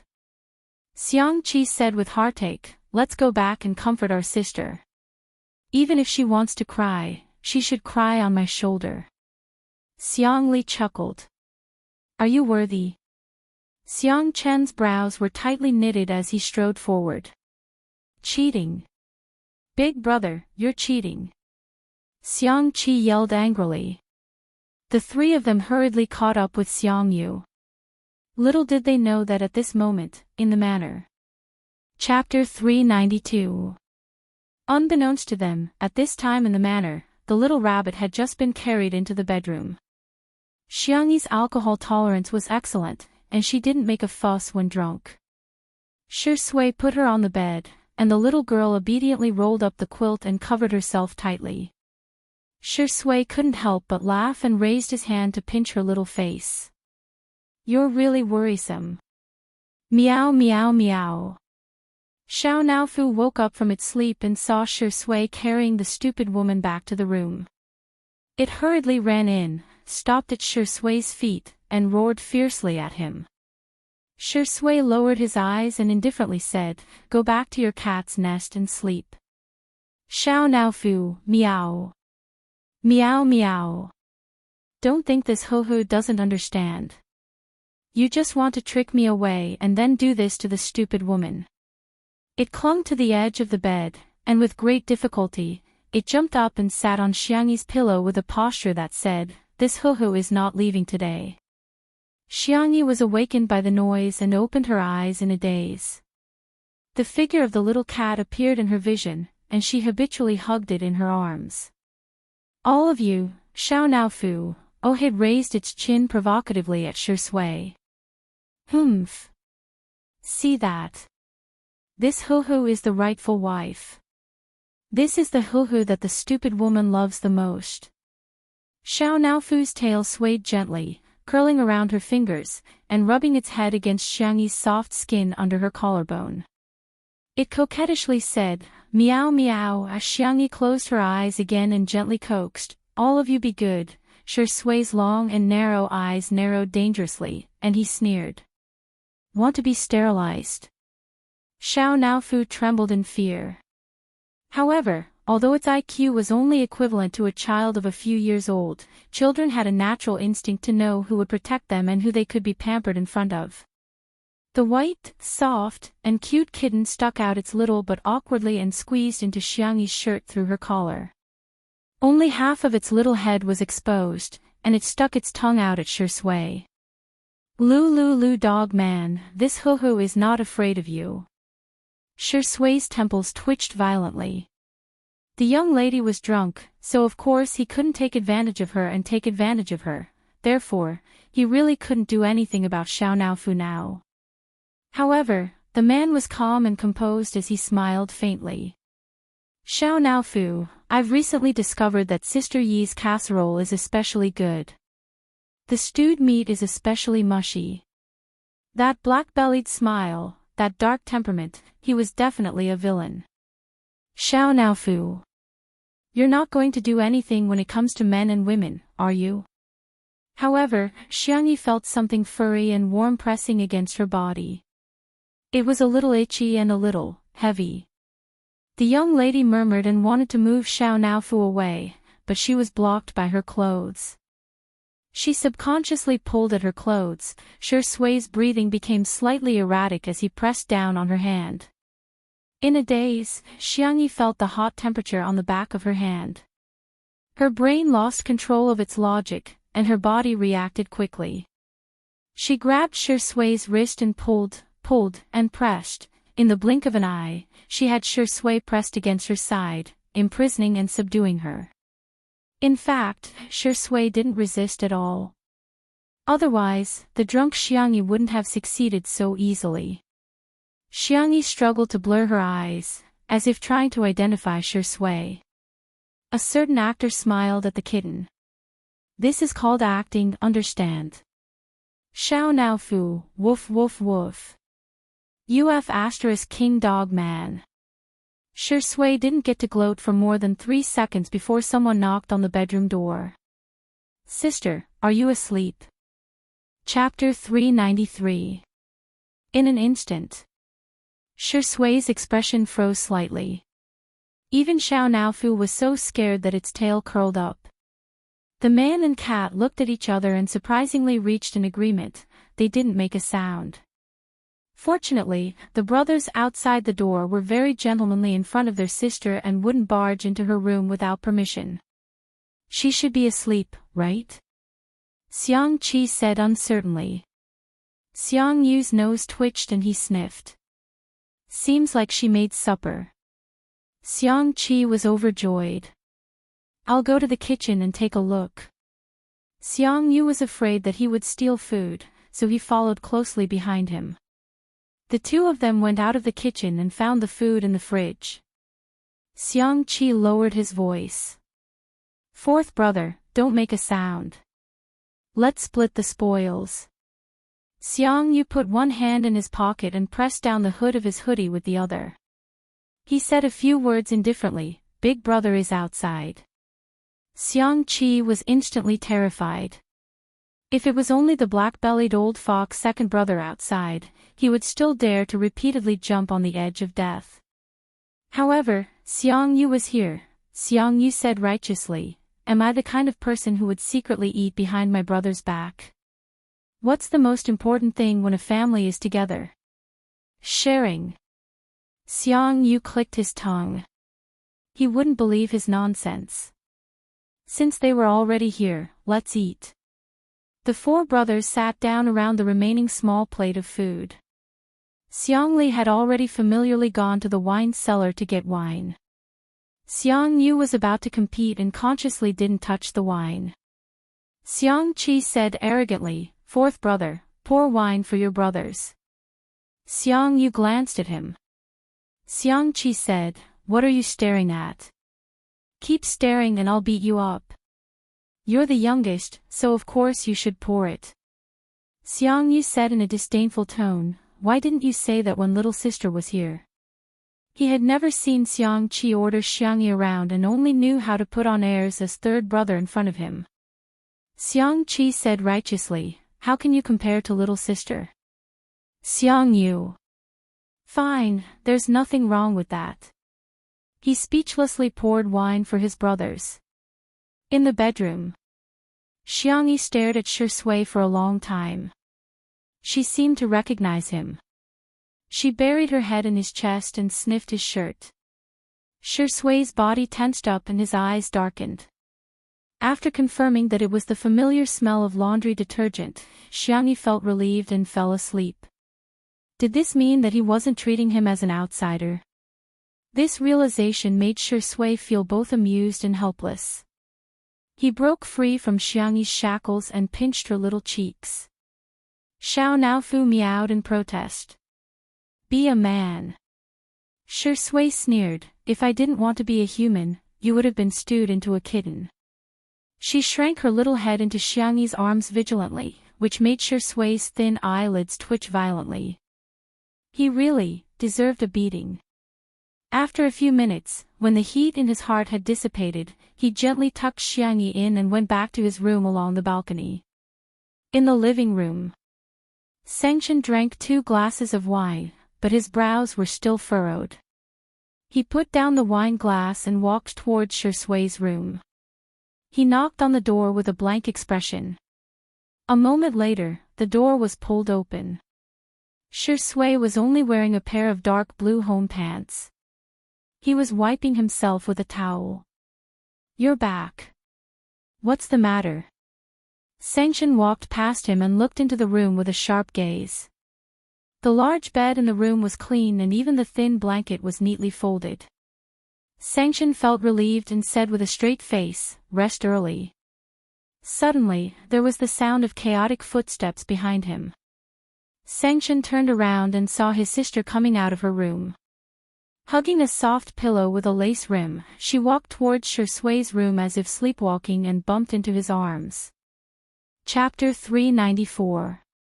Xiao Naofu chased after her, meowing non-stop.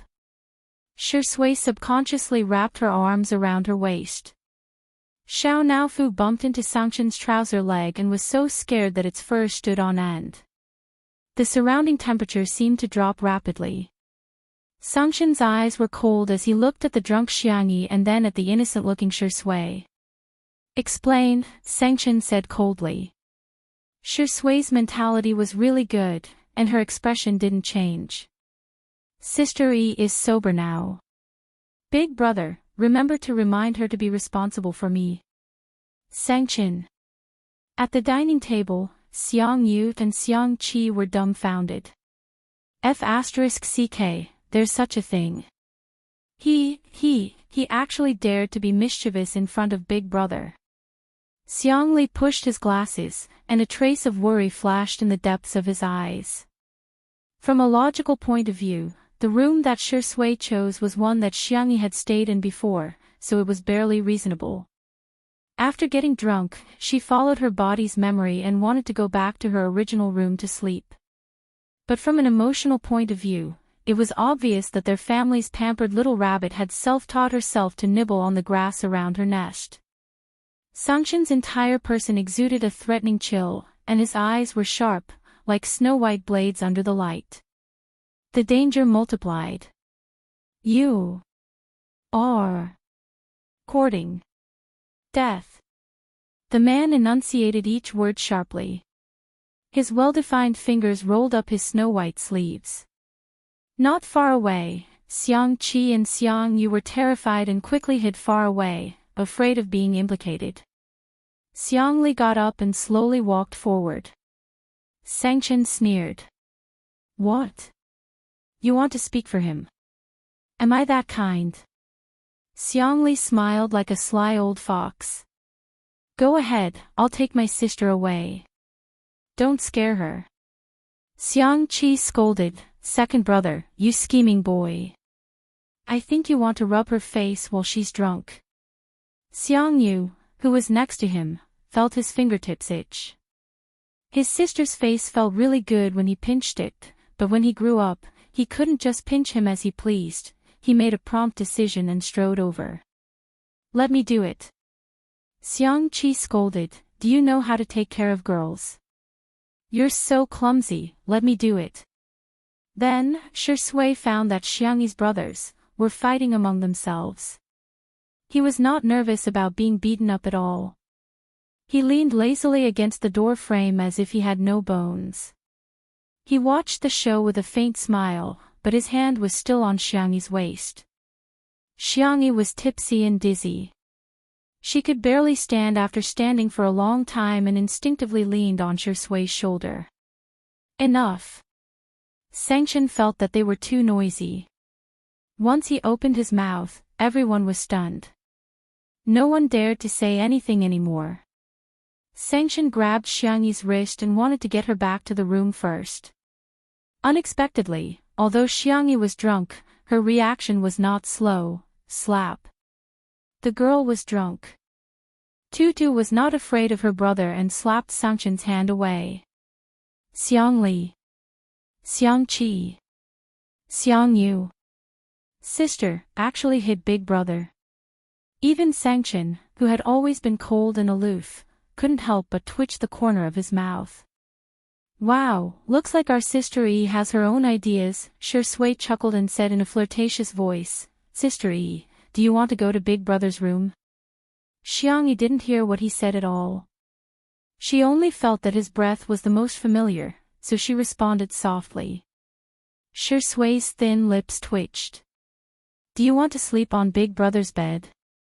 Xiangyi blinked her eyes, her little expression very blank. Shui naturally took her pillow and said in a rippling voice, "Okay, Big Brother will put the pillow properly for you." Chapter 395. Sanction and the others watched as Shui held a pillow in one hand and Xiangyi in the other as he led her to the bed. He patted the bed and said in a coaxing tone, "Go to sleep." Xiangyi yawned and obediently lay down on the bed. She even lifted the thin blanket to cover herself. "Good night, Sister E." Xiangyi murmured softly and covered her head with the small blanket. It was as if she found him too noisy. Shui smiled and said, "Go to sleep, I'm going to get beaten up." It could be said that he was very self-aware. In the underground boxing room, Xiangyu, Xiangqi, and Xiangli were sweating profusely and panting. Xiangli's breathing was the most erratic, he even took off his glasses. He usually didn't exercise and now he was regretting it. In the ring, Sanction was still fighting with Shui. Again. Sweat flowed down Sanction's chiseled jawline. The man's face was cold and his breathing was steady. Shui, who was opposite him, was still as calm and composed as ever. "Shui is pretty good," Xiangyu muttered. After all, he could fight with Xiangyu. Xiangqi was so tired that he was lying on the ground. Hearing his words, he kicked him. "Can you not boost other people's morale and diminish your own?" Xiangyu said, "I don't know who it was that kept getting beaten up." "He almost had to climb a pillar," Xiangqi said. "You didn't get beaten up." "What esports guru? I think you're just a little kid." The two of them argued endlessly. Xiangli silently sat a little further away from the two of them. The next day, in the nanny van, Si Chuanbai looked at the wound on his artist's eyebrow and sighed. "You were beaten up." Shui was speechless. Why did he feel like he was waiting for him to get beaten up? Luckily, the wound is small. Let Shaoli cover it for you later. Si Chuanbai glanced at his leg and asked sincerely, "How's your leg? Do you need me to rent a wheelchair to push you to the event?" Shui was confused. "Are you my manager or my #1 anti-fan?" He sounded helpless. Si Chuanbai said righteously, "I'm Miss Xiangyi's manager and her family. You're just an artist that I've managed in passing." The makeup artist couldn't help but laugh. He was Shui's personal makeup artist. After so many years, they had a close relationship, so he spoke freely. If the netizens knew that you were finally beaten up by Sister Yi's brother, they would definitely set off firecrackers. Shui, am I hated by humans and dogs now? It's because other than the couple fans, everyone wants Sister E to be beautiful alone. The makeup artist teased. Oh yes, I heard that the guest today is Fujian. He is famous for flirting with girls. You have to work harder, otherwise Sister E might be won over by another man. When Xiangyi woke up, she realized that she was in Shui's room and was dumbfounded. She felt guilty and tiptoed to open the door. Just as she was about to sneak back to her room, she heard a cold voice above her head. You're awake. Xiangyi instinctively stood at attention and greeted him dryly. Good morning, big brother. What do you want to eat? I'll make it for you. You've learned how to please people? Xiangyi said seriously, it's only right to be nice to big brother. Sangshan's expression was still cold, but he couldn't help but smile. He accidentally tugged at his wound and sucked in a breath of cold air. Xiangyi asked, Brother, why are you injured? What did you do yesterday? Sangshan sneered. I hit a dog. Xiangyi. Chapter 396. Xiang Yin and Madame Xiang got up early and left a note, saying that they had gone hiking together. Breakfast was prepared by her brothers. Although the taste was ordinary, Xiangyi ate it with great satisfaction. Zhong Yi completely let herself go. She didn't even put on any makeup. She was drinking beef and radish soup with Xiang Yi to sober up. After breakfast, Zhong Yi got ready to leave with Jiang Jiang. The live stream happened to start and the netizens discovered that Xiangyi had stuffed the trunk of Zhong Yi's nanny van to the brim. There were spicy rabbit heads, cream strawberries, and other specialties from Little Rabbit Farm, as well as chili noodles, chili oil, plum wine, and so on. There was also a small gift for Jiang Jiang, which was a furry rabbit plushie. This is my favorite rabbit, it's for you. Jiang Jiang blinked her large eyes and shook her head. I can't accept it then. Mommy says that it's called snatching someone else's love. Xiangyi smiled gently and stroked her little head. But I like it better, Jiang Jiang. Jiang Jiang blushed and thanked her while hugging the rabbit. She then whispered into Zhong Yi's ear, Mommy, can we not accept the gift and just bring Andy home? Although her voice was soft, she was wearing a microphone and her words were accurately captured in the live stream. Zhong Yi looks amazing without makeup too. Wow, I feel like Sister Yi really treats Zhong Yi as a friend. I can be a couple with Zhong Yi. Jiang Jiang, you've spoken my mind. Here, Auntie will give you a sack. Under Xiangyi's influence, Zhong Yi smiled brightly and changed the subject. Auntie's birthday is coming up soon, shall I give her a gift? Jiang Jiang exclaimed in a childish voice, Sure. Bye, Auntie. Jiang Jiang waved her chubby little paws and blew a kiss at Xiangyi. Xiang Yi made a gesture of catching it, and then made a heart gesture at her. After sending Zhong Yi and her daughter off, Xiangyi walked back to the living room. The netizens finally realized that all four of Xiangyi's brothers were present. All. Yes. Sangshan was replying to emails on his laptop by the French window. There was a cup of black coffee beside his hand. Xiang Li was flipping through a book on the bookshelf. The sunlight shone on his white shirt, making him look elegant and modest. Xiang Qi was sewing a new apron for his sister with a needle and thread. He obviously had a devilish appearance, but doing this kind of thing didn't seem out of place. As for Xiang Yu, with the mentality of giving up on himself, he was waiting in front of the kitty villa, rubbing little Shiji and hugging Xiao Naofu.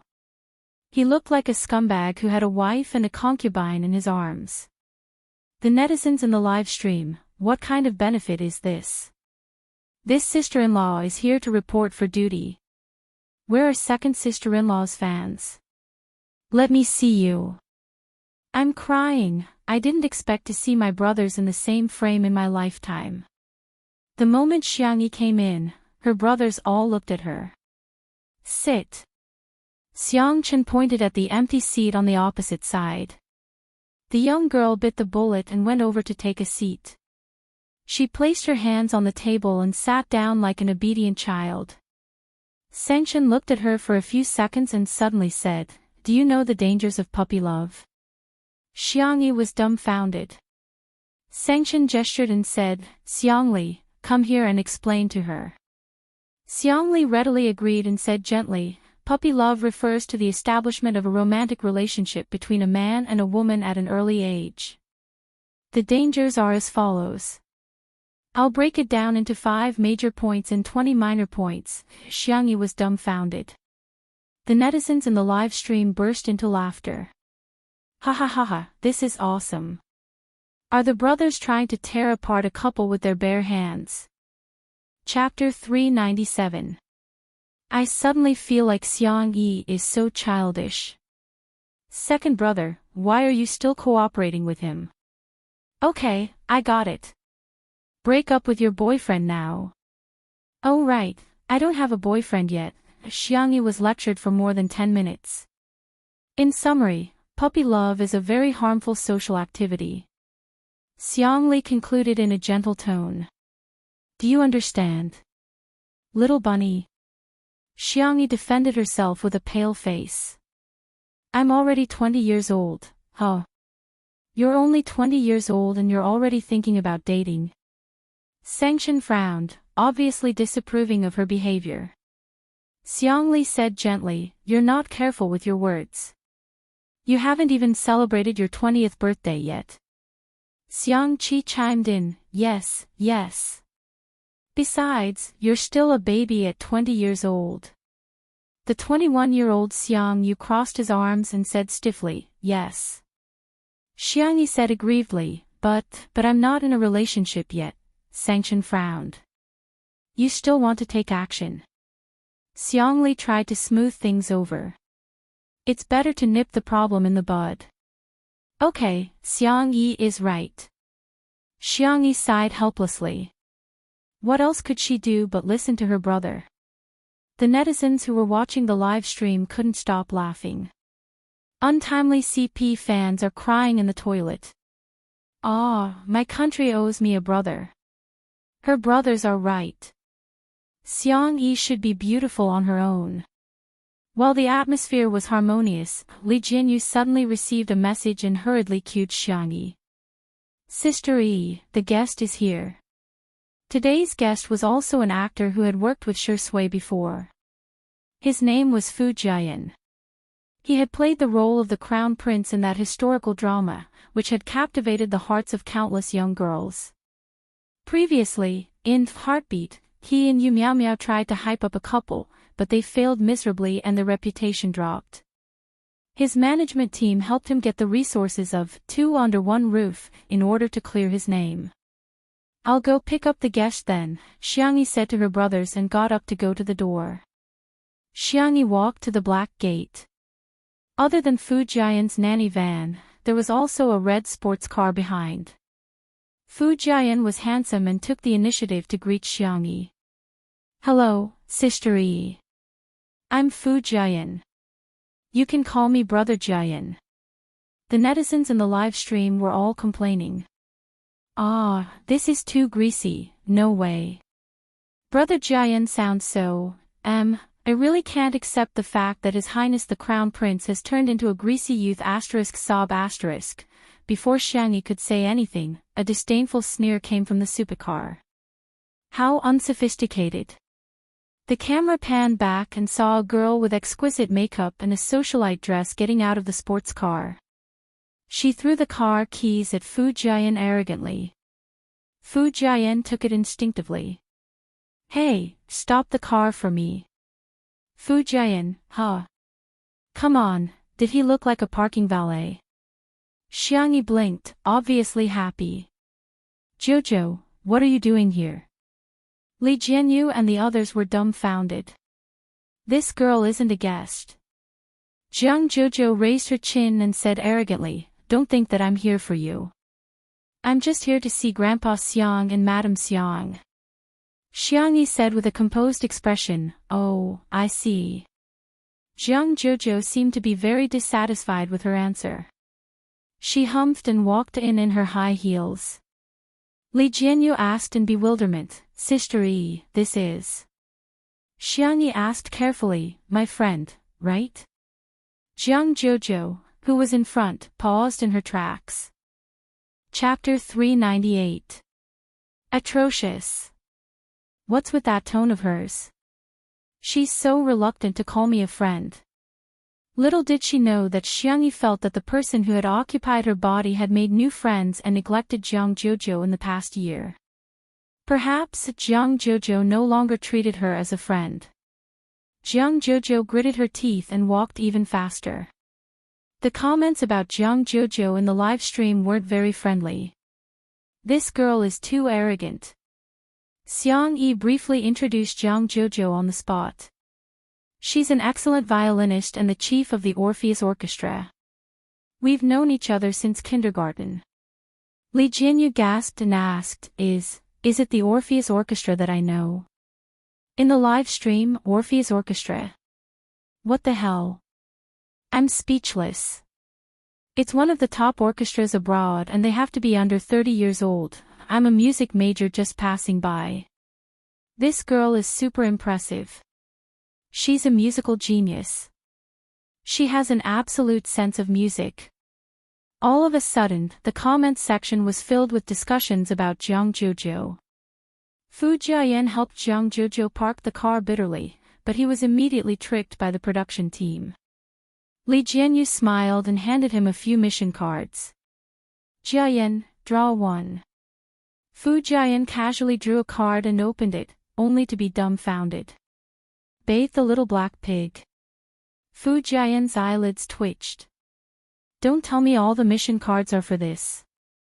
Li Jianyu asked, am I that kind of person? Fu Jiayan looked hesitant. He then heard Li Jianyu exclaim indignantly, I am. Fu Jiayan was speechless. I'll bear with it for the sake of clearing my name. He had a rather boisterous personality, but when he played the role of the Crown Prince back then, he left a deep impression on everyone. Countless fans became fans of him because of his role, so they naturally hoped that he could be like the Crown Prince in person. The production team had been asking him to create a persona for himself, but after a long time, he couldn't keep up with the act and hence, became a greasy young man whose persona had collapsed. Fu Jiayan mentally prepared himself in a few seconds and asked expectantly, will Sister Yi help me catch the pig then? He was a loyal fan of Two Under One Roof, and usually, he would watch the live stream crazily. He had watched the scenes of Xiangyi catching the pig over 100 times. You have hands and feet, why should she catch a pig for you? Jiang Jojo was dumbfounded as soon as she entered the living room.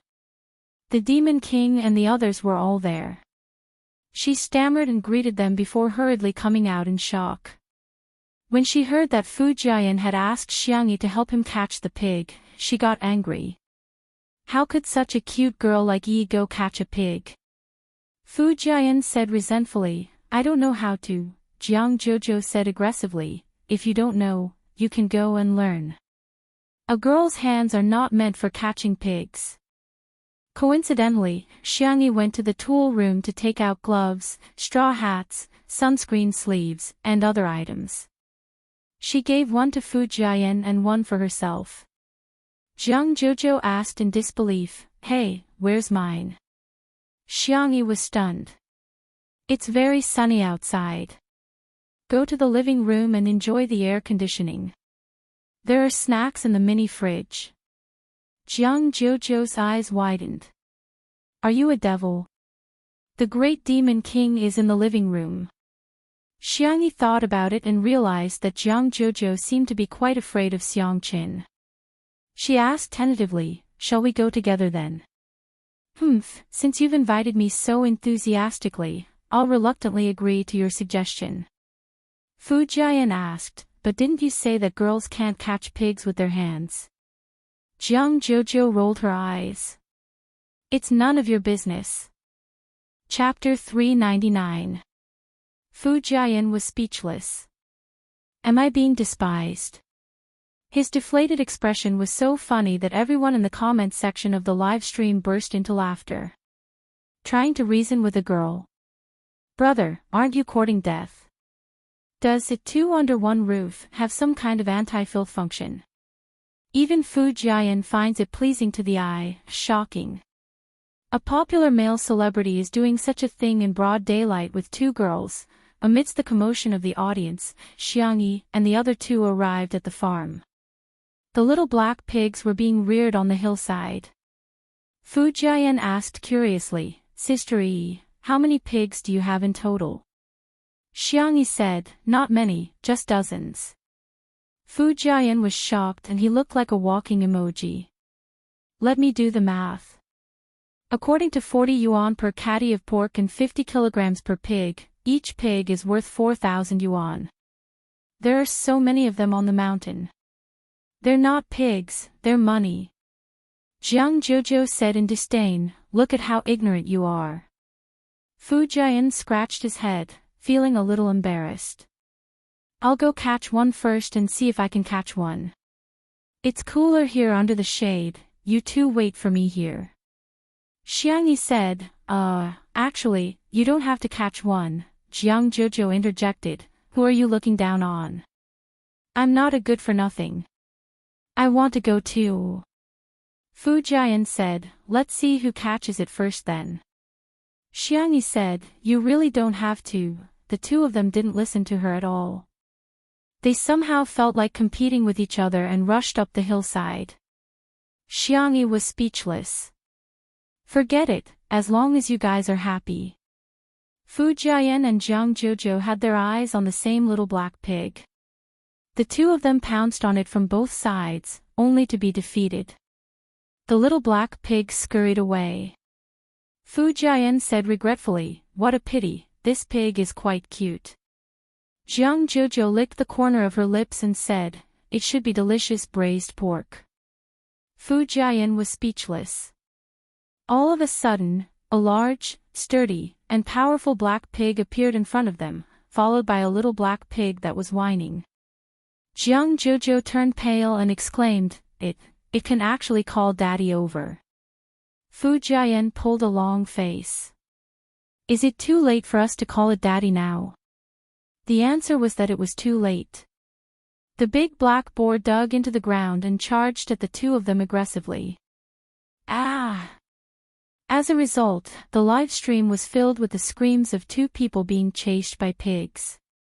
Pig catching girl, Coco Love, F***CK, what kind of stupid variety show is this? I'm dying of laughter in front of the screen. Fu Jiayan must be a comedian deep down. It's such a pity that he didn't go into crosstalk. Fu Jiayan and Jiang Jojo fled frantically together with the cameraman. For some reason, they alarmed the black pigs nearby. All of a sudden, the scene was extremely chaotic and there were piglets running wild all over the hillside. Seeing that the situation was becoming more and more dangerous, the audience gradually felt that something was wrong. There won't be an accident, right? Is there something wrong with the production team? Arranging such a dangerous mission, aren't the artists' lives more important? If she falls, there might be a stampede. What if she hurts the girl's hand? She's a violinist. This is really the most confusing act of the year. Can't the vase fairy do it herself? Why did she let the crown prince and the girl take the risk? This is too much. I suspect that she's doing it on purpose. She's jealous of Jiang Jojo. She's the chief of Orpheus. It's easy for people to be jealous of their friends. If she goes to Orpheus, do you think anyone will want her? Chapter 400. Some people were purely worried about the safety of the guests, while others were stirring up trouble, wishing they could trample on Xiangyi a few more times. There were only so many decent resources in the entertainment industry, and now that Xiangyi had become famous, she was bound to touch the cake of others. Some people didn't want her to become famous. There were also people guarding against her exploding to the front line. As the situation became more and more dangerous, Li Jianyu also panicked and shouted through the loudspeaker, "Everyone, don't panic. Come to my side first." Before he finished speaking, a little black pig that was passing by bumped into his leg and Li Jianyu fell to the ground. He was speechless. The cameraman, old Zhang, did not forget to give him a close-up. However, no one could laugh now. The urgency of the audience seemed to be overflowing through the screen.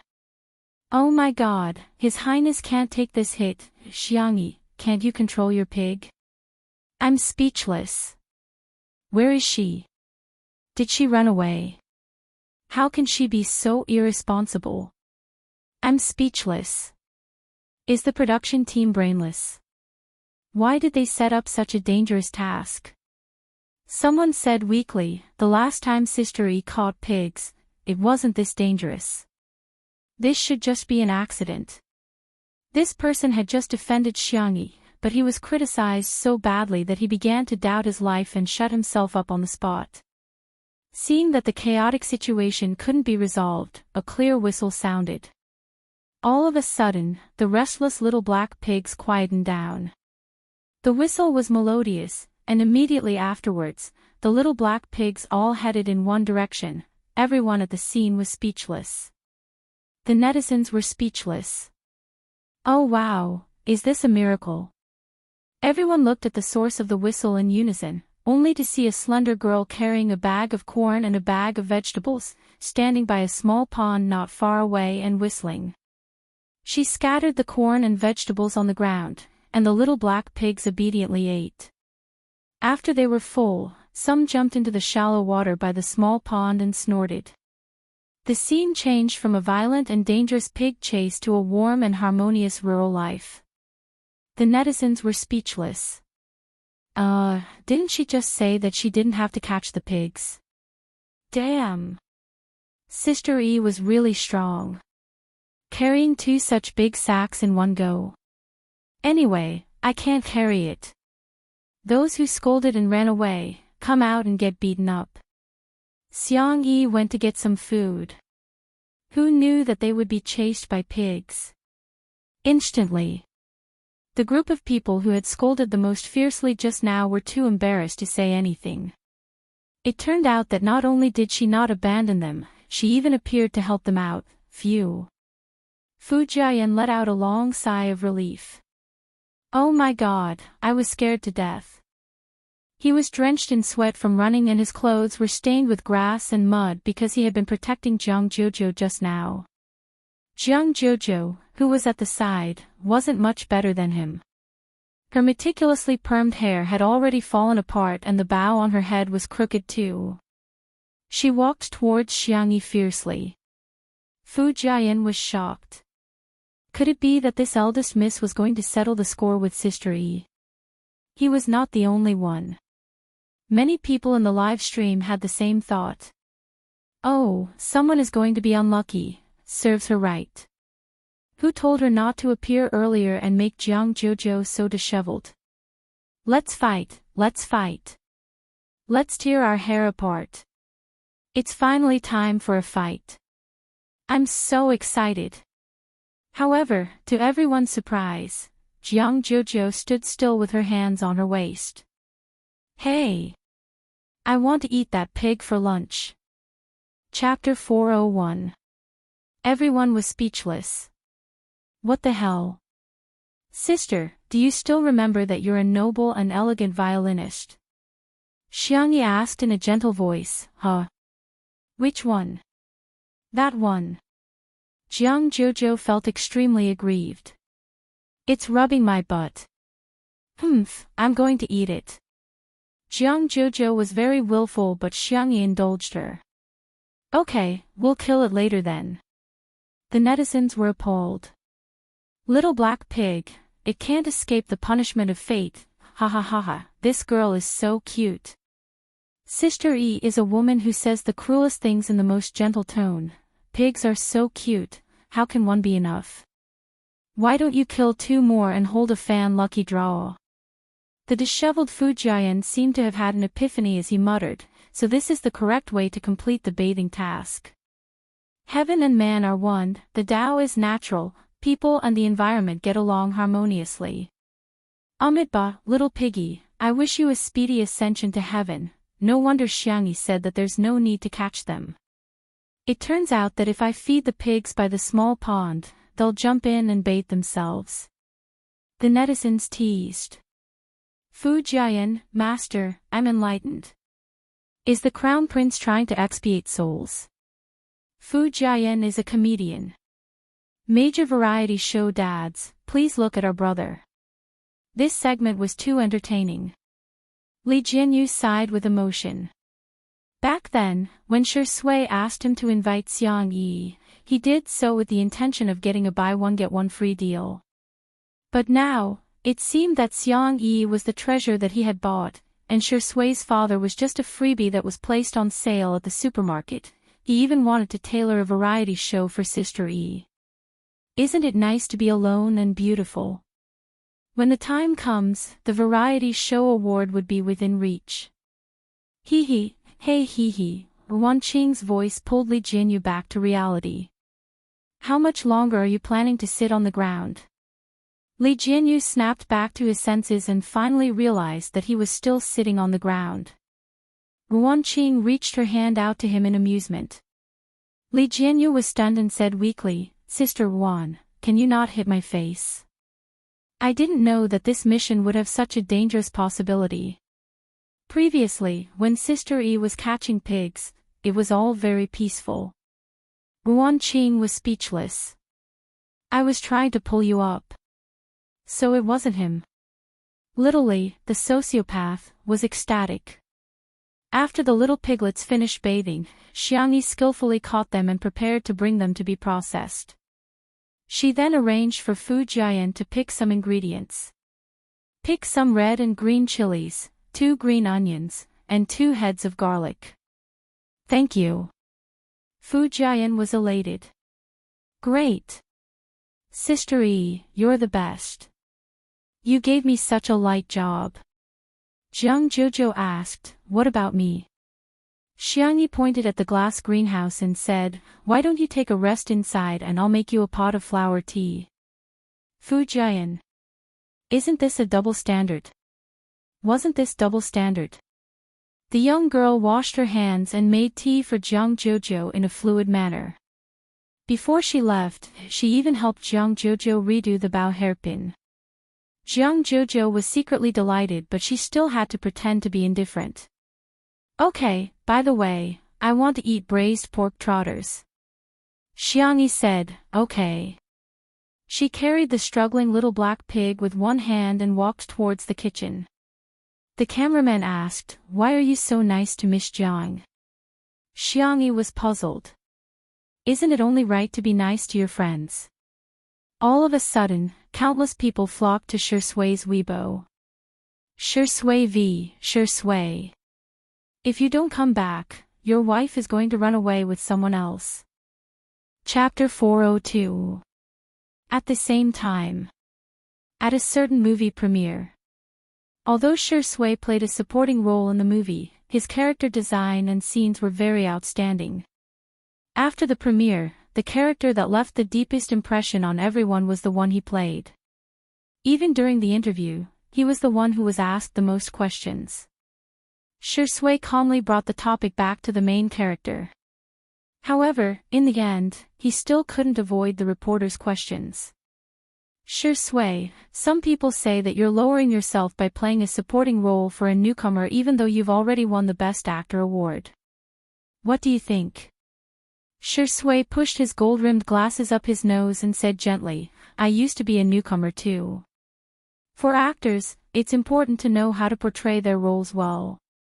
Shi Sui, what's your upcoming work schedule? Aren't you going to join the cast? Shi Sui said, I'll take into account external factors and my own situation to choose the most suitable script. I won't let down the audience's expectations of me. The reporters were a little disappointed, but they were used to it. When Shi Sui had just debuted, his words were logical and watertight. Although it could be considered an art of language, it was still not a hot topic and gimmicks. Until someone asked, the netizens are voting. Does Sister E like a wolf puppy or a puppy? Which type does Shui think he is? Which type does Sister E like? Everyone was speechless. Awesome! That was the right question. For a moment, all the cameras were aimed at Shui, hoping to hear some juicy gossip. The handsome man raised his eyebrows and said lazily, "Can't I be human?" Someone laughed first, and the crowd burst into laughter. The reporter who asked the question held back his laughter and asked, "Shui, do you think Sister E likes a wolf puppy or a puppy?" Shui said, "I know. She should like humans." Pfft. The reporters realized that Shui actually had a humorous side to him. However, if one thought about it carefully, one would realize that there was a double meaning to his response. Sister E liked humans, but he was also a human. It could be understood that Sister E liked him, but she didn't use a definite tone, which made people's imaginations run wild. Damn! Brother, where can I buy your works? Xiangyi was busy in the kitchen. Fu Jiayan was bored out of his wits and wasn't familiar with Xiangyi's brothers either. Hence, he had no choice but to chat with Jiang Jojo awkwardly. Jiang Jojo wasn't in the mood. While playing with her cell phone, she answered indifferently. Suddenly, Fu Jiayan asked about Xiangyi. "When did you meet Sister E?" Jiang Jojo raised her head and said with certainty, 3.5 years old. "You even remember this?" Fu Jiayan was a little surprised. A 3-year-old child can't remember anything, right? "I just remember." Okay. Tell me then, what was Sister E like when she was 3.5 years old? Jiang Jojo got lost in her memories and paused for a moment before saying, "She was pretty much the same as she is now. She was a crybaby, timid, weak, helpless, and pitiful." Fu Jiayan was speechless. "Wait, are you sure you're talking about Sister E?" She's just an annoying kid," Jiang Jojo commented. Thinking about what happened in kindergarten, Jiang Jojo got angry. Xiangyi is very nice, but she's nice to every child. Anyone can share her after-meal fruits. She already has a harem at such a young age. She's so annoying. Chapter 403. However, in the ears of the netizens watching the live stream, her words sounded a little different. Haven't you guys realized that Xiangyi doesn't have any friends at all?" "Who said she doesn't?" "Qin Wanyan is her best friend, yet she exposed her so easily. From this point, you can see her character. Although Shui doesn't have many friends, they are all close friends. On the other hand, the vase fairy only knows how to seduce men. How could she have a true female friend?" As the camera panned to the kitchen, Xiangyi's pork trotters were stewing, and the live comments were instantly flooded with new comments. "Is this Xiaohei? It looks so fragrant. Wow, Xiaohei has such a good figure. She's neither fat nor thin. I'm drooling. Xiaohei. You guys are still lusting after my body at a time like this. Be a human. Sister E is weak, helpless, and pitiful. She's a devil who can catch a pig with one hand and sharpen her knife to kill a pig, okay?" The comment section was very lively, but Xiangyi's expression was very calm as she quietly cooked. Every time she cooked, she would put her heart and soul into it. What might be boring for others was equivalent to relieving stress for her. The scene of a young girl cooking was pleasing to the eye, as if she was enjoying a piece of art. When the last dish was placed on the plate, Xiang Qi and Xiang Yu had already consciously come over to serve the dishes. Fu Jiayan was still thinking about clearing his name, so he helped clean up the table and sat upright with a solemn expression. "I can't eat too much. I'm going to steal the role of an otherworldly immortal. I just have to taste each dish. Besides, I don't believe that the previous live stream wasn't an act. Sister Yi's cooking did look delicious, but how delicious could it be? Fu Jian picked up a piece of twice-cooked pork with his chopsticks, still thinking about how he had eaten at a top-notch restaurant that cost a few thousand yuan per person. What the f***ck? It was fatty but not greasy, salty, and slightly spicy. The slightly sweet taste suddenly bloomed on the tip of his tongue, capturing his taste buds in an instant. The pork was freshly slaughtered and the chili was freshly picked. Paired with bean paste, green onions, and garlic sprouts, it created a rich and unique taste. What kind of delicacy was this? An exceptional delicacy. Fu Jian was dumbfounded. By the time he reacted, the dishes on the table had already been reduced by a third. His pupils trembled as he looked at the scene in front of him in shock. Hades had brought his own big bowl of rice, but Xiang Yu's bowl was even bigger than his. Perhaps it would be more appropriate to describe it as a small basin. Even the elegant and modest Dr. Xiang and the cold and indifferent lawyer Xiang had small mountains of rice on their plates. Country bumpkins. Jiang Jojo said in disdain, "What's wrong with that?" In the past, they would even bring pots and pans to their meals. Fu Jian suddenly realized that the competition in the Xiang clan was actually so cruel. As he ate, he asked, "Why aren't you eating?" Jiang Jojo picked up a piece of stir-fried vegetable elegantly and rinsed it with water before eating it. She raised her head arrogantly. "The orchestra is about to perform. I'm the lead violinist. Rounding it off, it would be the C position, alright? I'm trying to lose weight, so I definitely won't eat such greasy meat dishes. Not even a single bite." Fu Jian agreed. "You're right. Missy, I wish you success." In the next second, he picked up all the remaining pieces of vegetables in front of Jiang Jojo. Jiang Jojo was speechless. At this moment, a strong and spicy aroma wafted into her nose. Chapter 404. She couldn't control her physiological instincts and looked towards the source of the aroma. Xiangyi came out of the kitchen with a plate of braised food. At the top was a soft and tender pork trotter, surrounded by a circle of duck wings and chicken feet, as well as a few pieces of dried tofu and shiitake mushrooms. The food was all soaked in the beautiful reddish-brown gravy and sprinkled with some white sesame seeds. The aroma of the food wafted in all directions, causing the cravings in the depths of one's heart to come out. Fu Jian. Jiang Jojo.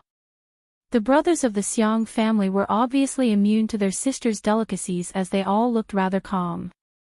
However, the impact on Fu Jian and Jiang Jojo was too great. "It smells so good. How can it be so fragrant?" Gulp. Fu Jian couldn't help but swallow his saliva. Xiangyi placed the braised food platter in the middle of the dining table and said, "I asked around and everyone can take spicy food, so I made some spicy food. Try it. By the way, I'll go get some soy milk." The little girl got up to get the soy milk and the table immediately went into battle mode. The brothers of the Xiang family exchanged glances and sparks flew everywhere. Fu Jian was so cowardly that he didn't dare to move his chopsticks at all. Jiang Jojo thought of her bold words just now and decided not to move her chopsticks for the sake of her pride. Soon, the brothers of the Xiang family decided who was better. Sengshen was the first to move his chopsticks and picked up a few pieces of pork trotters that were just right for his mouth. Xiangli was the second to move his chopsticks and he picked up all the vegetarian dishes. Xiang Qi and Xiang Yu were carnivores, so one of them picked up a duck wing while the other picked up chicken feet. When it was Fu Jian's turn, he picked up a small piece of pork trotter that had fallen on the plate and stuffed it into his mouth. It was fragrant at first, but it soon turned numb and spicy on the tip of his tongue. The meat was soft and tender, and even the bones seemed to have been stewed. The sauce rubbed against his mouth and brought out a sweet aftertaste. After swallowing the small piece of meat, it really melted in his mouth and left a rich aftertaste. It was different from Fu Jian's initial imagination. Once he tasted it, he really got carried away. Only tasting each dish and not eating more. No way. Fu Jian fully demonstrated to the audience what an adult man's appetite was. He wished he could bury his face in his bowl and enjoy the food. The netizens were speechless. This is like a pig entering a granary. Your Highness, what kind of delicacies haven't you eaten before? Do you really have to enjoy them so much? It's over, the calm and collected crown prince in my heart is gone. All that's left is this heartless eating machine in front of me. As for Jiang Jojo, she had fallen into a painful struggle. Eat, not eating, ah. Xiangyi's clear voice sounded in her ears, Jojo, go ahead and eat. The girl took the initiative to give her a piece of pork trotter. Didn't you say you wanted to eat this? Jiang Jojo pulled a long face and said arrogantly, is that so? I don't even remember. If I ask you to do it, you will do it. If others ask you to do it, you will do it. Humph. Xiangyi said, yes. She seemed to have realized something. Sorry, I'll change my chopsticks. She didn't notice that she was using her own chopsticks. Although she hadn't started eating yet. Jiang Jojo might have minded it, so she didn't eat. She brought a clean plate for Jiang Jojo and used the serving chopsticks to pick up some pork trotters, duck wings, mushrooms, and so on. She had gathered all the dishes on the platter. Seeing how careful Xiangyi was and how she treated her like a stranger, Jiang Jojo was furious. Do I have to eat just because you asked me to? Why should I listen to you? Chapter 405. Xiangyi looked at Jiang Jojo in bewilderment with her clear eyes. She was the one who said she wanted to eat. Why is she angry now? Women are really unpredictable. In the live stream, there were inevitably some haters who came out to criticize Jiang Jojo because of her attitude. Welcome, Chief Jiang is slapping the vase fairy in the face online. She can't be bothered to care about you and yet, she's giving you the cold shoulder. What a joke. I feel embarrassed for Xiangyi even through the screen. You should check if you're worthy of being friends with Jiang Jojo or not. The actress is obviously jealous. Jiang Jojo has already said that she wants to lose weight, but she's deliberately making Jiang Jojo eat greasy and high-calorie food. What is she up to? She's so evil. The brothers of the Xiang family glanced at Jiang Jojo. She couldn't hide her thoughts from them, but they couldn't be bothered to get involved in the matters between girls. Hence, they continued to eat separately. Xiangyi thought about it and said in a warm voice, "Don't eat then. Do you have any other dishes you want to eat? I'll make them for you, or I can order some takeout for you like a light salad." Perhaps Jiang Jojo just didn't want to eat the food she cooked. Xiangyi felt that she shouldn't force her. Jiang Jojo glared at her. Is that how you persuade people to eat? Xiangyi was slightly embarrassed. I'm really not very good at this. For example, Jiang Jojo's grandmother was very good at persuading people to eat. Whenever there were juniors in the family, she would enthusiastically make them eat. She would only persuade them to stop eating if they couldn't eat. Jiang Jojo picked up her chopsticks and said arrogantly, "Since you've already cooked, I'll try it. I'm telling you, if it's not delicious, I'll spit it out." Xiangyi nodded obediently. Atrocious. How can I be so cute? The tips of Jiang Jojo's ears turned red. She avoided Xiangyi's gaze and lowered her head to scrutinize it. She then chose the tender and glossy pork trotter and took a bite. The world seemed to have suddenly frozen as the hustle and bustle turned into silence while the colors turned into black and white. Jiang Jojo felt as if there were fireworks exploding in her head. Then, a white light appeared in front of his eyes, and all of his senses became dull. Only his sense of taste was magnified countless times. He could acutely sense that the thick gravy was wrapped in the bouncy meat that was rich in collagen. It was extremely invasive and occupied his taste buds unstoppably.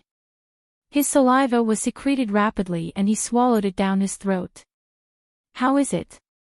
Xiangyi asked. Jiang Jojo didn't answer, or rather, she answered with her actions. The little girl moved her chopsticks as if they were flying, crazily stuffing food into her mouth. The bones of the chicken feet came off with a light suck, and the meat of the duck wings came off in a few bites. The vegetables were even more so.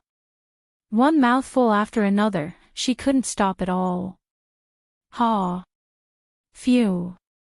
Her lips were red from the spiciness, and there was a tingling and burning sensation spreading. However, the pain only intensified the stimulation, just like when one ate a spicy stick. The spiciness made one's brain buzz, but thousands of words could be condensed into one word: awesome. Xiangyi handed her a bottle of soy milk at the right time. Jiang Jojo sucked 2 mouthfuls with a straw and found that it wasn't enough. Hence, she hugged the bottle tightly and continued to eat the braised food. Her belly was bulging at a speed visible to the naked eye. Click! The buttons on the waist of her red checkered skirt suddenly burst open. Although she wasn't exposed, it happened to be recorded by the camera. The netizens were dumbfounded. Did she eat so much that her skirt burst open? Before the crowd had time to complain, they saw Xiangyi blocking the camera. Her milky white face was extremely serious. Don't shoot. Chapter 406. The staff were all stunned.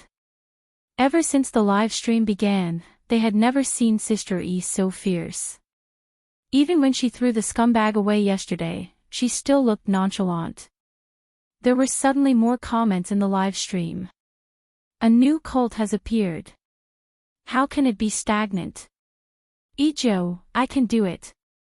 Pretty girls should have sex with pretty girls. I'm on Jiu Yi's side. Tsundra Big Sister X is gentle, rich, and beautiful. She's like a fairy. Madam, please give me more food. Wow, Sister E is so gentle. Actually, Jiang Jojo didn't expose herself, she even covered it immediately. At the dining table, Jiang Jojo's face was flushed red and she was so ashamed that she wished she could dig a hole and bury herself in it. She hurriedly sucked in her stomach and tried to pretend that nothing had happened. However, she had eaten too much and even drank 2 bottles of soy milk. Her stomach was so round that she couldn't suck it in at all. The men present were all very gentlemanly and didn't make fun of her. Xiang Qi even took the initiative to ask, "Do you want me to stitch it up for you?" For the sake of making friends with Xiangyi, her brothers had always been worried sick. That was the difference between men and women. After all, there was a limit to how much care they could give Xiangyi. Some subtle warmth was energy that could only be transmitted between girls. No. Jiang Jojo refused without even thinking about it. It's too embarrassing. All of a sudden, Xiangyi grabbed her wrist. Jiang Jojo looked up and met the girl's clear eyes, which seemed to be filled with moonlight and were incredibly gentle. "I'll take you to my room." Jiang Jojo looked away awkwardly and didn't say anything.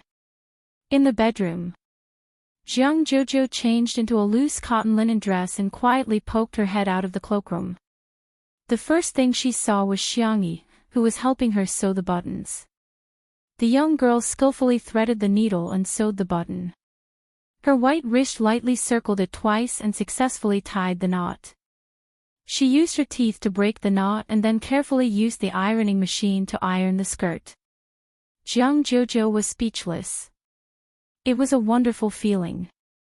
They hadn't contacted each other for a long time, but they didn't become distant.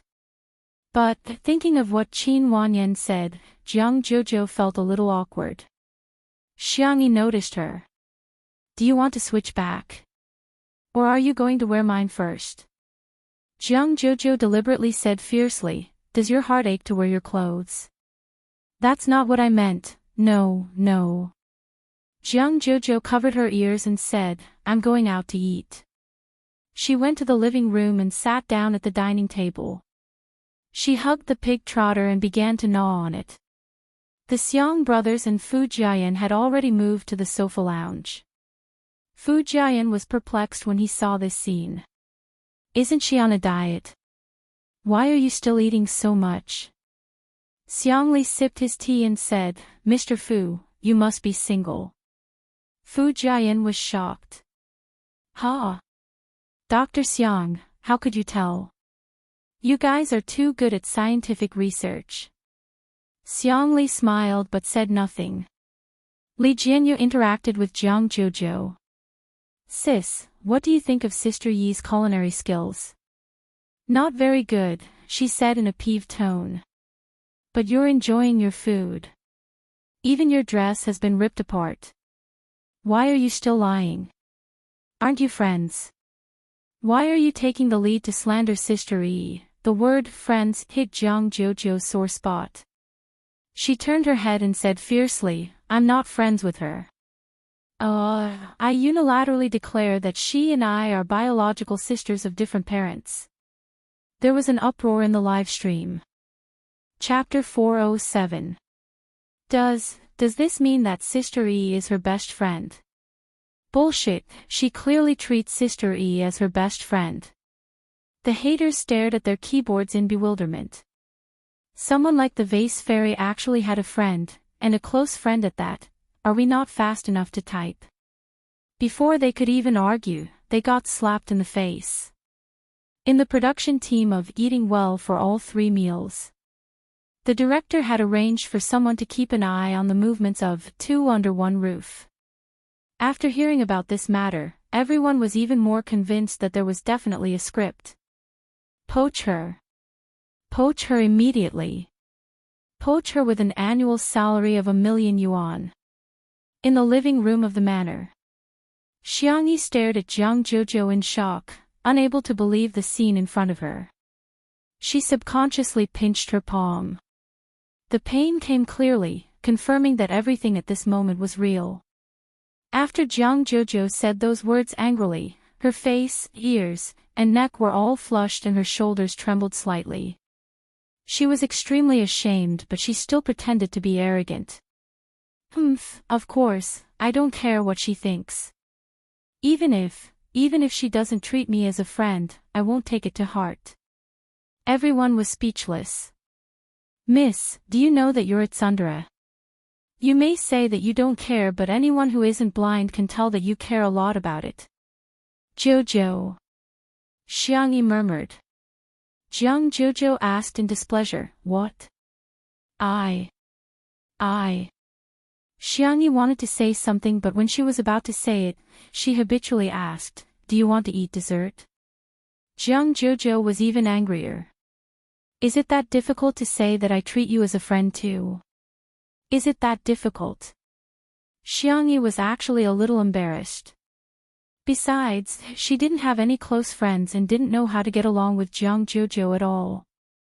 Hence, she could only treat Jiang Jojo like how she had successfully wooed her brothers. What do you want to eat? I'll make it for you, Jiang Jojo said seriously.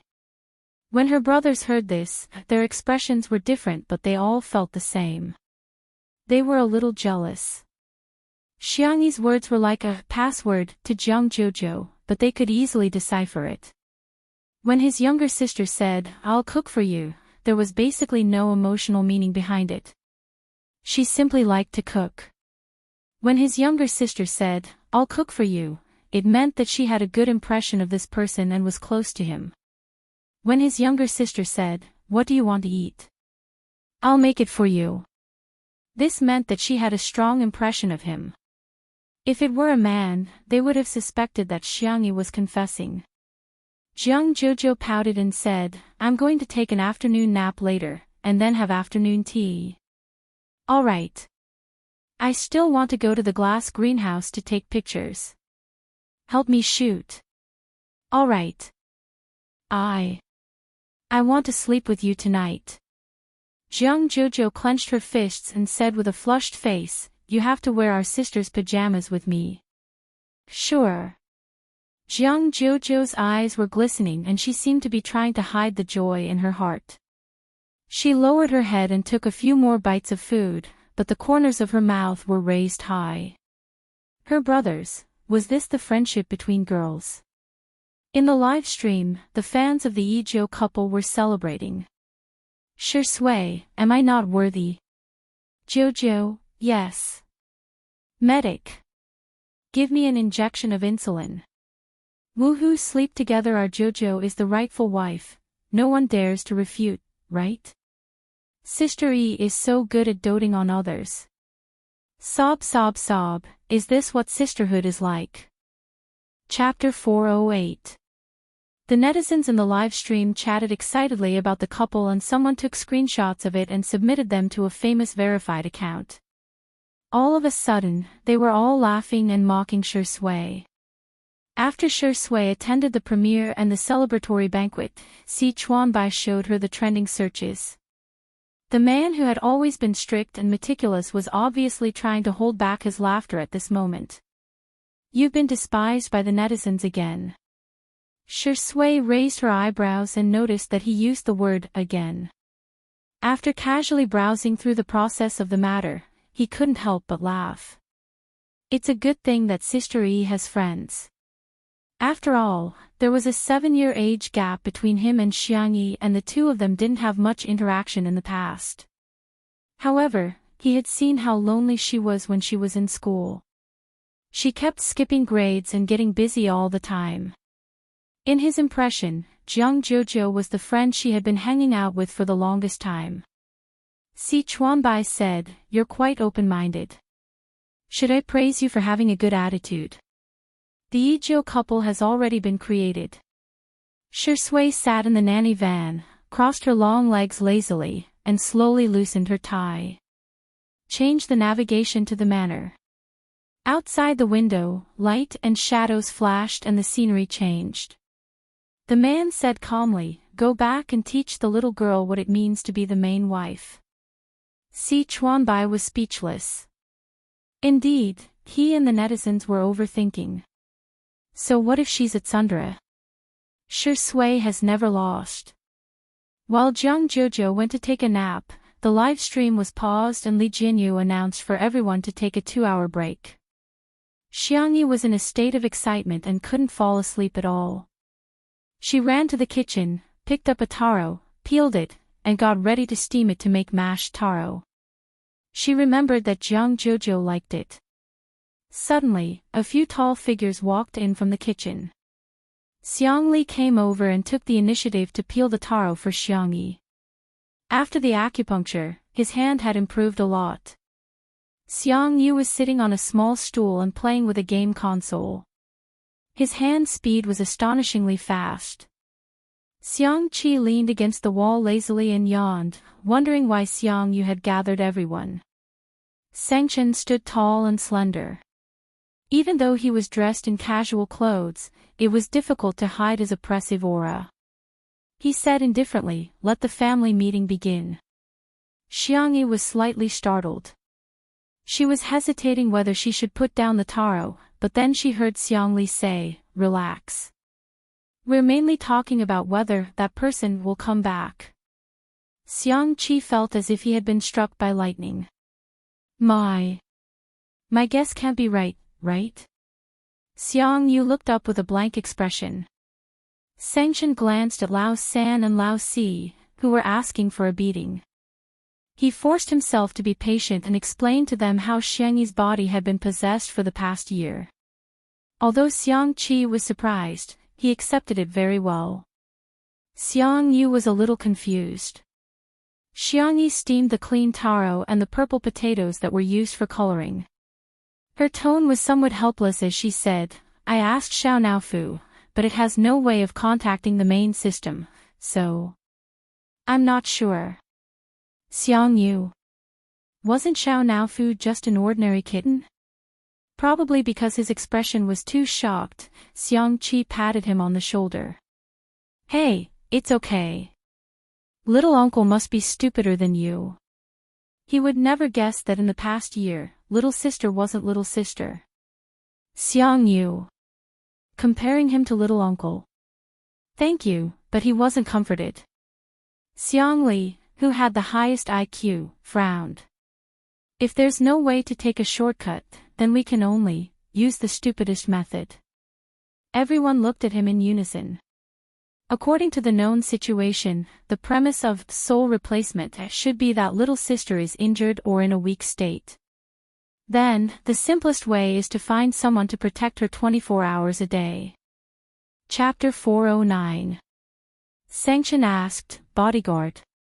I'll go look for one and see if there are any suitable ones. Xiang Qi interjected, you have to find a female bodyguard. A male bodyguard can't be guaranteed to be around 24 hours a day. Xiang Yu's brain twitched. A boyfriend can. In an instant, the three brothers cast murderous glances at him. Xiang Yu wished he could die on the spot. He said, I was just kidding, is it funny? Haha, ha ha ha. He laughed dryly as cold sweat broke out on his forehead, for fear that his brother would teach him a lesson. Sanction glanced at him and couldn't be bothered to argue with him. He said calmly, I'll make the arrangements. Xiangli said, I think I can apply for official protection of family members. Let me make a call to confirm. Xiang Qi exclaimed, I'll go ask around too. Xiang Yu said, I'll ask my friends too. The few of them were very efficient. As soon as the taro and purple potatoes were cooked, Xiang Yu learned that she had 10 bodyguards. The corners of her mouth twitched. Isn't that a little too much? Actually, I can protect myself too. 10 is too much. Don't let your guard down. Don't worry, I can afford it. Xiang Yi had no choice but to accept their good intentions. After the family meeting, the brothers left one after another. After all, they all had things to do.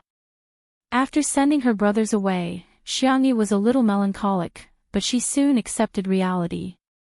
She cherished it even more because it was too difficult to get together. Jiang Jojo woke up from her afternoon nap and scurried out of the guest room to look for Xiang Yi. After wandering around, she saw Xiang Yi in the kitchen. The young girl was quietly preparing the ingredients for milk tea, which were her favorites, such as mashed taro and taro balls. The light in the oven was on and the aroma of cookies wafted out. It was a warm and quiet scene. Ding! It was time for the oven to open. Xiang Yi took out the cookies and tasted them. Seemingly thinking that they tasted good, the young girl tilted her head and gave herself a thumbs up. Jiang Jojo, my sisters are so cute. Sensing Jiang Jojo's gaze, Xiang Yi looked over and said with a smile, you're awake. Do you want to go for afternoon tea? Jiang Jojo folded her arms arrogantly and said, since you've already invited me, I'll consider it. A second later, she nodded. All right, I've thought about it. Xiang Yi. Really? Then I'll bring the food to the glass greenhouse. Jiang Jojo sounded awkward, but her body was very honest as she took the initiative to share half of the burden with her. It just so happened that the staff had almost rested. Li Jinyu shouted and prepared to shoot the afternoon tea of the two girls. A few minutes later, the netizens received a push notification for the live broadcast. When they clicked on it, what appeared in front of them was a scene that looked like an idle drama. The wind was gentle, the clouds were light, and the distant mountains were beautiful. The sunlight was refracted through the glass, and the flowers and grass grew luxuriantly. On the round table covered with a lace tablecloth, there were delicate biscuits and milk tea. There were a few freesia in a slender porcelain bottle. The two girls were sitting opposite each other, leaning against the recliners and swaying slowly. The white and soft kitten was nestled in Xiang Yi's arms while the silly little Shiji was squatting by Jiang Jojo's feet. Jiang Jojo took a bite of the biscuits and milk tea, squinting her eyes in bliss. I'm taking screenshots like crazy, this is so beautiful. The director is so good, this is my ideal life. Ha! I think I saw Shui coming back. He's at the entrance at the bottom left corner of the screen. Let him go. Let him run away from home. Chapter 410. Ha ha ha, are you serious about telling Shurindi to run away from home? My mom is asking me why I'm laughing like a pig. The camera panned to a distant view. The man was dressed in a tailored black suit that accentuated his height and long legs. His tie was loosely tied, and a few locks of his hair were hanging down. He looked relaxed and casual. It was as if he was returning home. He locked his gaze on Xiang Yi, who was in the glass greenhouse, and strode over with his long legs. The comments in the live stream were instantly flooded. Ah, Shurindi in a suit can do it. His legs are at least 2 meters long. They're even better than models. He's so immersive, I feel like he's going to unbuckle his belt in the next second. Si Chuanbai was watching the live stream in the nanny van. When he saw the comments, a smile appeared on his face. Looking at the comments, it was indeed the status of the main wife. His phone vibrated and he picked it up. Nan's anxious voice came through the receiver. Chuan, I think I've been scammed. Chuan. Don't you think it's strange to call him Chuan? It sounds like you're taking advantage of me. And it sounds a little strange. Si Chuanbai interrupted his nonsense. This little colorful guy always said shocking things. He pressed his eyebrows. Get to the point. Someone claimed to be the director of the variety show National Mass Workout and said that he wants Sister E to be a flying guest for the next episode. I don't think it's real, but I'm afraid it's true. Si Chuanbai raised his eyebrows. Even he was a little stunned. National Mass Workout was a national variety show that could be said to be the most popular variety show at the moment. It had recorded a total of 2 seasons, and the 3rd season was in preparation. Every season, the guests invited could be said to be the top or A-listers, or they were the senior big shots with a high status. Si Chuanbai took a deep breath and said, "Send me the contact information." 2 minutes later, Si Chuanbai confirmed that it was really the director of National Mass Workout. Nan was extremely excited on the other end of the phone. Our girl is so capable. Si Chuanbai smiled and said, she's quite capable. In a sense, Xiangyi's popularity could be said to have risen from C-list to A-list. However, the industry wouldn't recognize her status if she didn't have any film or television projects. But if the resources could keep up, if he became part of Miss Xiangyi's family, he would be able to become an S-lister for free. A glass greenhouse. Shui greeted Jiang Jojo politely. As soon as the suave, gentle, and handsome man appeared, Jiang Jojo felt that her friend had changed. For example, her tone was inexplicably soft. You're back. Have a seat.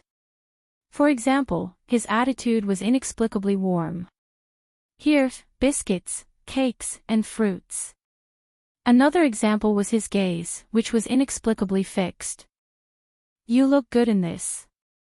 Shui had intended to go back and change her clothes after greeting him, but at this moment, she blinked and threw the thought of changing to the back of her mind. She sat down steadily and said, "Thank you. You're also very beautiful."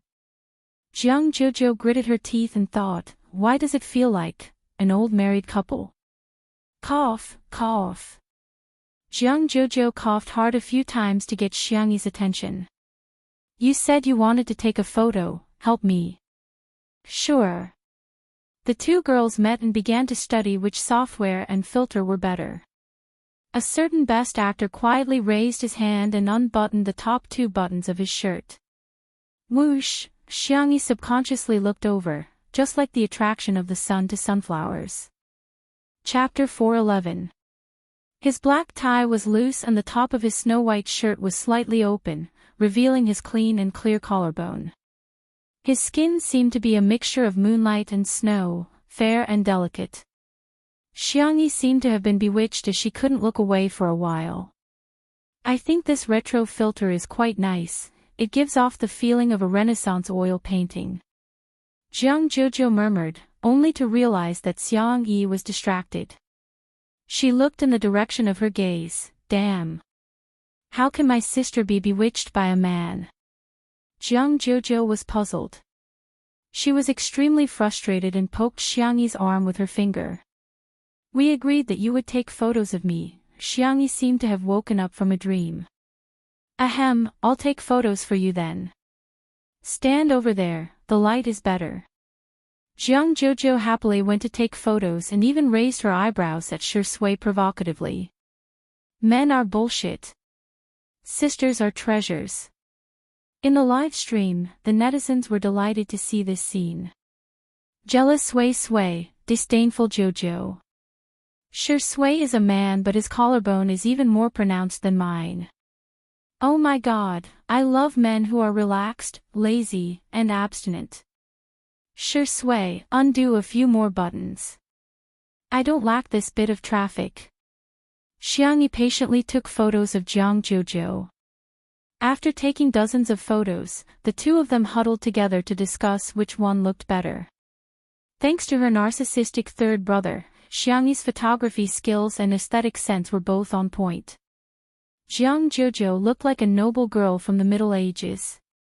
A professional photographer had once taken photos of Jiang Jojo and the composition and angle of the photos were impeccable. However, Jiang Jojo felt that Xiangyi's photos were thousands of times better than those taken by a professional photographer. However, her tone was still arrogant. You're just a so-so. You haven't improved at all after so many years. Her body, however, was very honest. She held Xiangyi's arm with her hand, which was a gesture of intimacy between sisters. Shui saw this scene. He calmly picked up the glass of water and sipped slowly. Swoosh! Xiangyi looked over again like a good-for-nothing. Under the warm light, every part of the man's face was perfect. He raised his snow-white neck, his Adam's apple moving up and down as he swallowed. His pale thin lips were wet with water. He frowned and licked the corner of his lips, seeming to be intentional or unintentional. As if sensing Xiangyi's gaze, he looked up and his thin lips parted into a thin but seductive smile. Jiang Jojo thought, damn you, dog of a man. Half of the netizens in the live stream were screaming and the other half were quacking. Covering my mouth can't stop me from screaming like a groundhog. Brother. I can do this. I really can. Goose goose goose goose goose. Jiang Jojo's expression is hilarious. You didn't expect this, did you? The person in front of you is a Grand Slam best actor. Seriously, Shui is fighting for attention, right? Wasn't it? Sure enough, he was a man with a mental age of 10.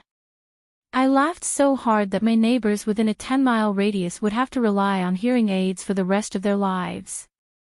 Jiang Jojo gritted her teeth and thought to herself, my good sister will never fall for such a dog of a man. In the next second, she heard Xiangyi ask gently, do you want to take a photo? Shui blinked and said with an innocent expression, but I'm not wearing any makeup. Will I look ugly in the photos? I'm so envious of Sister E for making you look so good in the photos. Jiang Jojo was speechless. Isn't she just saying, sister, you're so good at makeup, unlike me who doesn't even know how to put on foundation. Chapter 4:12. The staff at the scene had a hard time trying to suppress their laughter, but the netizens watching the live stream didn't have so many scruples. She's so green as soon as she opens her mouth. Oh my god, Shui is so good at variety shows. I can't take it anymore. Look at Xiao Naofu and little Shiji's expressions. I'm rolling around in bed laughing. Only then did the crowd notice that Xiao Naofu had taken a few steps back with a look of disdain, seemingly trying to draw a line between him and Shui. Little Shiji had no idea what was going on and chased after Xiao Naofu while wagging its tail continuously. It was a vivid illustration of what it meant to dislike dogs and cats. However, Xiangyi retorted seriously, no, you look good in all the photos. Shui was slightly stunned, but after a moment, he couldn't help but burst into laughter. It seemed that Xiangyi had an inexplicable trust in him at all times. Just that, he suddenly felt a sense of guilt. He stopped teasing her and said in a low voice, "I'll leave it to Sister Yi then." Xiangyi took out her cell phone and began taking photos of him. Jiang Jojo stomped her feet in anger, causing countless viewers to laugh hysterically. What kind of magical scene is this? Other people's scenes were thrilling, and repeatedly testing the edge of death. The scenes on Two Under One Roof were hilarious, and so hilarious that their abs would pop out at any moment. This scene, without a doubt, became one of the famous scenes that fans of Two Under One Roof often relived. Xiangyi took dozens of photos of Shi Sui with an impartial attitude. "I'll send them to you later." The young girl remembered what Nan said last time. Shi Sui's Weibo account was full of weeds all year round and she couldn't be bothered to open it for business. Hence, she asked, "Do you want to post a 9-grid Weibo post? There should be a lot of people looking forward to it." Shi Sui nodded and said, "Sure." All of a sudden, the countless Shi Sui sisters in front of the screen fell silent. Most of them didn't have a good impression of Xiangyi at first. After all, Xiangyi's reputation was too poor previously and she had been criticized on the internet for nearly a year. Hence, everyone would be affected and prejudiced against her. But, after Shi Sui joined Two Under One Roof, he really changed. He used to be on set all year round, and there was almost no activity except for his work. His fans couldn't catch any traces of his life, and many even pessimistically thought that he didn't care about his fans at all. However, Two Under One Roof allowed everyone to see the relaxed side of Shi Sui, especially his interactions with Xiangyi. Only then did they realize that he also had a childish side. When he was childish, he would even bully kittens. This Shi Sui might not be perfect, but she was very real. Now, Xiangyi even urged Shi Sui to open for business. That feeling was really subtle. Sometimes, there was no reason to hate someone. Similarly, having a good impression of someone was just as sudden. Shi Sui was typing something on her Weibo account while Jiang Jojo seized the opportunity to grab Xiangyi's wrist. That. The proud and pampered young miss was now stammering, her small fists clenched tightly. "Xiangyi, Everyone's curiosity was piqued by her. Jiang Jojo closed her eyes and finally made up her mind to express what she found hard to say. "Hey, can you take a selfie with me?" Xiangyi's cherry lips opened and she hesitated for a few seconds. "Can't I take a few more?" Jiang Jojo said resolutely, "Sure. I can do it. I'm super." Chapter 413. In the live stream, "Girls who don't mean what they say are so cute. Sister Yi is really the Terminator of tsundere. She's so good at curing tsundere. Jojo can do it. Shi Sui, can you do it or not? I'm sick of answering this question. Hashtag Shi Sui can't do it. Hashtag okay, next question." The two girls chose various filters and decorations to take a selfie. The netizens exclaimed that it was so realistic that it was simply a replica of the selfies they took with their sisters. At the same time, Shi Sui posted on Weibo. The caption was simple, but it was enough to make one's imagination run wild. "Shi Sui, Sister Yi took it." The Shi Sui sisters were a little upset when they saw the text, but after seeing the picture, they screamed. The man in the picture was wearing a white shirt and a black suit. His tie was loose and his collar was open. His gaze was deep and doting, and he looked lazy. He was a refined scum who was abstinent and passionate. The number of comments instantly exceeded 10,000. "He's like a boyfriend. He's finally open for business. I'm covering my mouth and crying, thank you, Sister Yi. I announce that Sister Yi is the prettiest sister in the world." Shi Sui put away his cell phone, too embarrassed to continue teasing Xiangyi, so he got ready to go back and change his clothes. The corner of his shirt was suddenly tugged. He turned around and met her bright eyes. Sister E. Do you want to take a selfie? Xiangyi asked. There was a trace of surprise in the depths of Shui's eyes, as if he didn't expect that Xiangyi would take the initiative to ask him for a selfie. He smiled and said, yes. Little did he know that although he didn't do anything this time, in Jiang Jojo's eyes, he was playing hard to get and retreating in order to advance. I'm so angry. Due to the height difference between the two of them, Xiangyi raised her cell phone high, but before she could press the camera button, it landed in a pair of bony hands. The man's magnetic voice sounded in her ear. Let me do it. Xiangyi. Okay. Seeing this scene, Jiang Jojo began to stomp her feet again. Jojo, why do you have a problem with the floor? Fu Jiayan yawned and appeared beside Jiang Jojo while his hair was messy. No one woke him up. He had been taking an afternoon nap until now. Fu Jiayan seriously suspected that he had been forgotten by the production team. Jiang Jojo was infuriated. I'm so angry. Ignore me. Fu Jiayan replied, oh. With one hand in his pocket, Fu Jiayan sauntered over to Xiangyi and Shui. Shamelessly, he leaned over and said, Senior Shi, are you guys taking a selfie? Count me in. Let's activate a pig head special effect.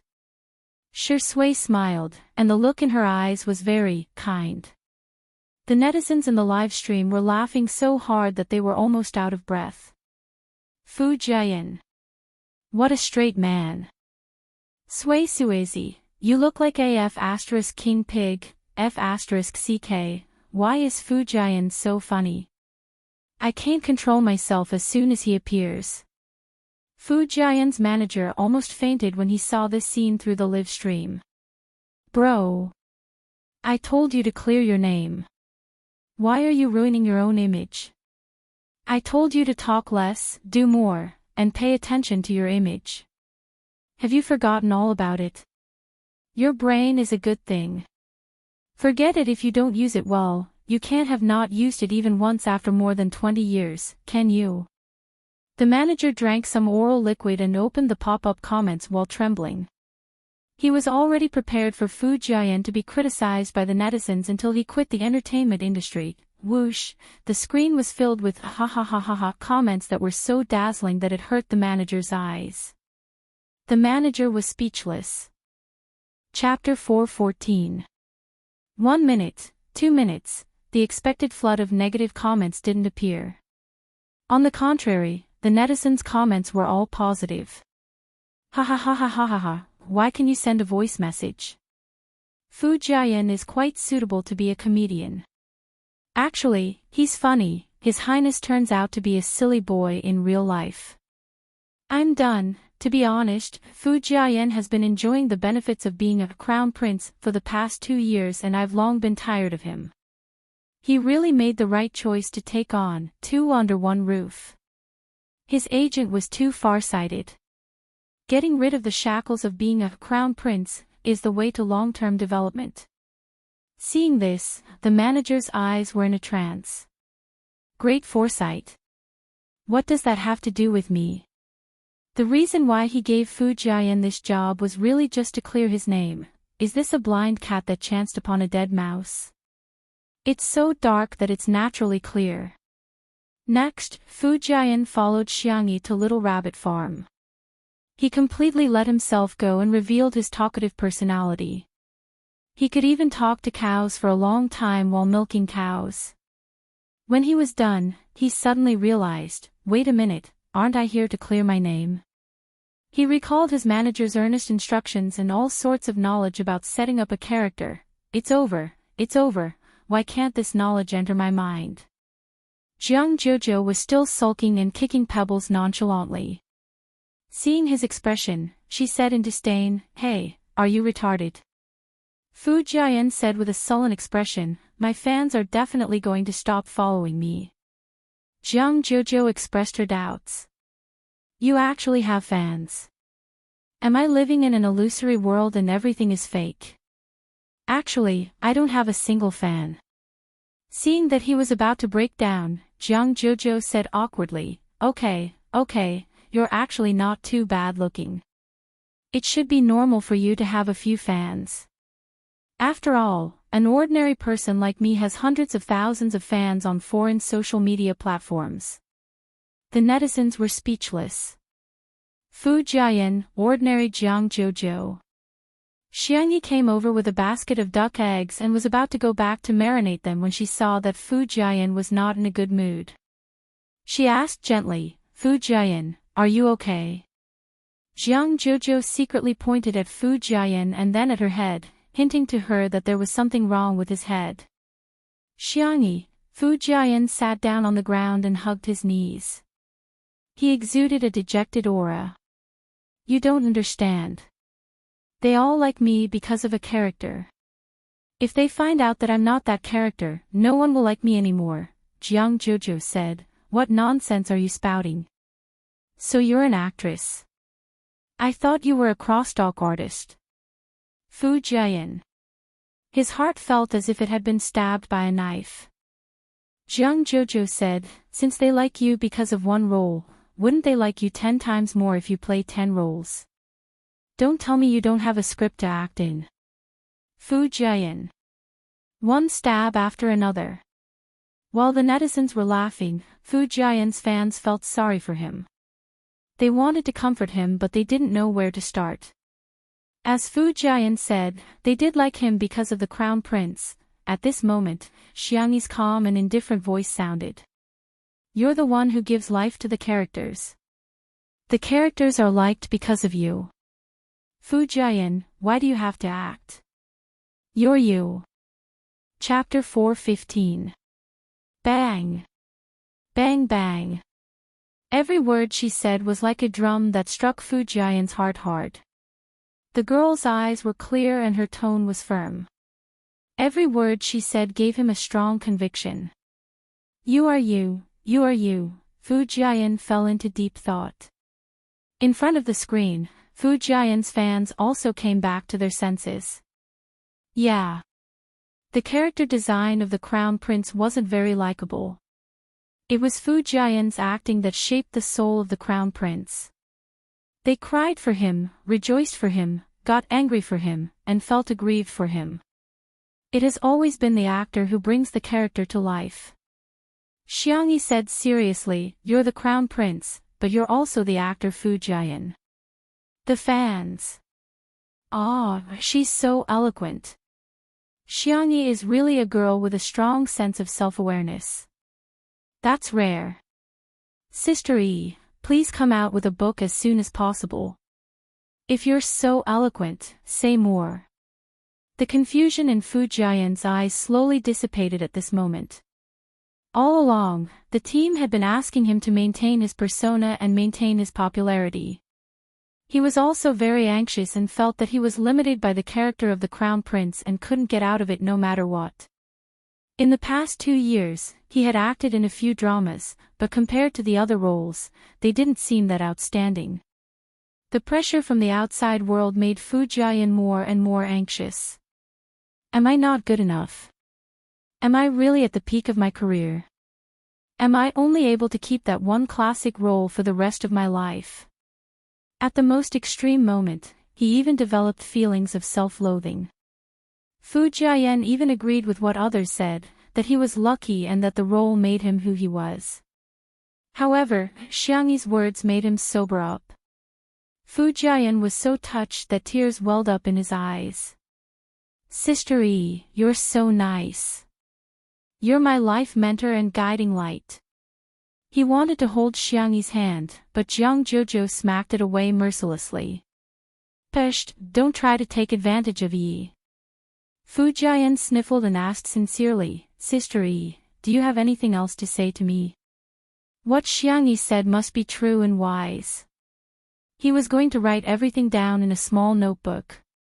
The next second, Xiangyi asked calmly, when you leave, do you want to take a jar of salted duck eggs with you?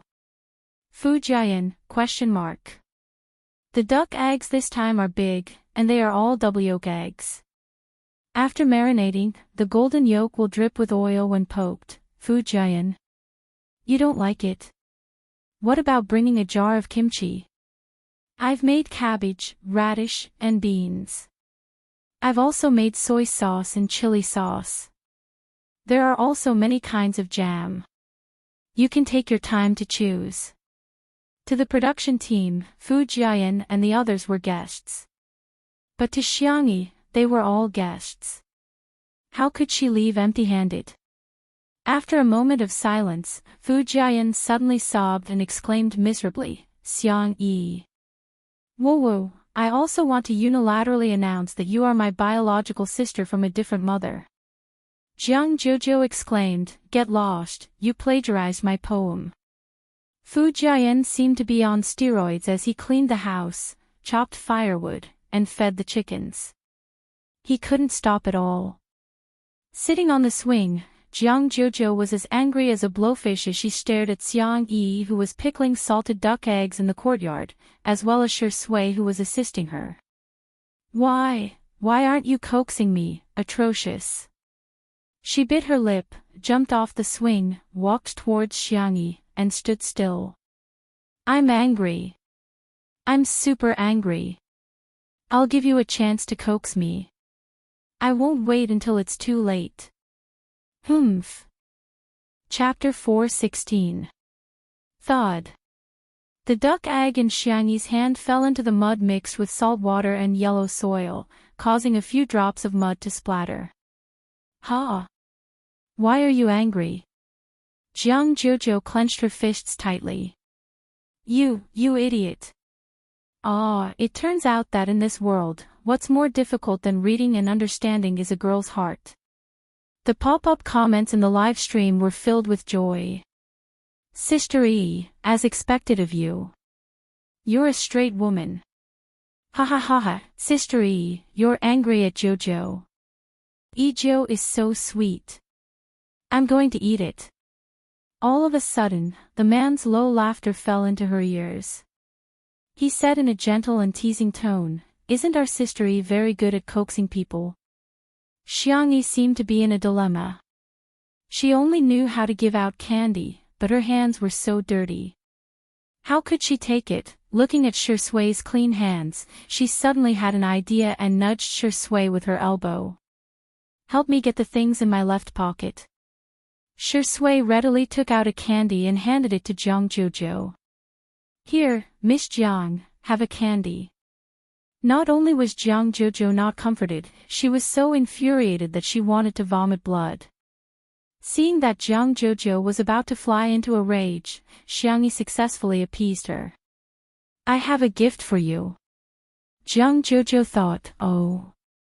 After marinating the salted duck egg, Xiangyi washed her hands and then took out a small box with a plain packaging. Feeling a little embarrassed, she said, sorry, your birthday has already passed, can this be a gift to make up for it? Jiang Jojo raised her chin arrogantly and said, it depends on my mood. She opened the box, and a beautiful necklace came into view. The chain was slender and exquisite, and the red drop-shaped pendant was gorgeous and dazzling. The pop-up comments in the live stream sneered at the necklace. Doesn't the vase fairy claim to be fair, rich, and beautiful? She's giving a crystal as a gift. It's beautiful, but the crystal is too cheap. Everyone knows that crystals are worthless. Jiang Jojo treats her like a good sister, but what about her? She's fooling her like a fool. As soon as the haters started criticizing, they heard Jiang Jojo's surprised voice. Pigeon's blood ruby. Did you dig it out from your mine? Xiangyi nodded. Yes, this is the one with the best transparency, color, and cutting quality. In an instant, someone came out in the bullet screen to explain frowny face Pigeon's blood ruby is an extremely pure ruby with a hint of indistinct blue. Its global production isn't high. Every one of them is worth a fortune. There were also people who began to recognize each other from afar. Gem mine. Sister E, I'm your long-lost sister. I'm really rich, I'm kneeling. Mommy, do you think my kneeling posture is standard? The trolls. This F*King shiny thing wasn't a crystal, but a pigeon's blood ruby. Do you like it? Xiangyi asked cautiously. Jiang Jojo looked up at the sky with fireworks in her heart. However, she said arrogantly, it's all right, it's passable. After waiting for a few seconds, Jiang Jojo saw that Xiangyi was still not moving. She puffed up her cheeks and said, help me put it on. I can't reach it.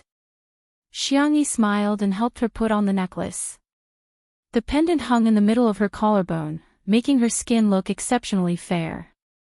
Jiang Jojo glanced at Shui smugly, as if to say, I have a gift but you don't. To her surprise, in the next instant, Shui sighed softly. He had a firm grasp of the pitiful, innocent, and pure tone of a white lotus flower. Other children have gifts, when will I get one? Chapter 4:17. The fragrance of the tea that wafted over made Jiang Jojo confused. Does this dog grow green tea at home? Why would Sister E like such a dog? I can't figure it out, I really can't figure it out. Xiangyi blinked and remembered that there was a ruby in the jewelry cabinet. Although it was not as high quality as the one she gave Jiang Jojo, it was much better than the one she gave Jiang Jojo. It was the size of a baby's fist and it was glowing. I'll give it to him secretly at night, lest others misunderstand and affect Shui's reputation. In the blink of an eye, it was dinner time. There was porridge, side dishes, omelets, and salted duck eggs from Little Rabbit Farm. Fu Jian said, that's good, that's good. I'll be able to satisfy my appetite without getting fat. He was a male artist who had to maintain his figure and the sumptuous lunch he had at noon was too much for him to take. I should be able to bear with it at night, right? Fu Jian picked up an omelette and started chewing. The ingredients for the omelette were the eggs laid by Xiangyi's chickens, which Fu Jian had collected. He then mixed them with flour and a few vegetables to form a thin omelette. He also added some pepper to make it taste better. The pale yellow omelette was still warm and it was decorated with chopped vegetables. It was so thin that it was almost transparent.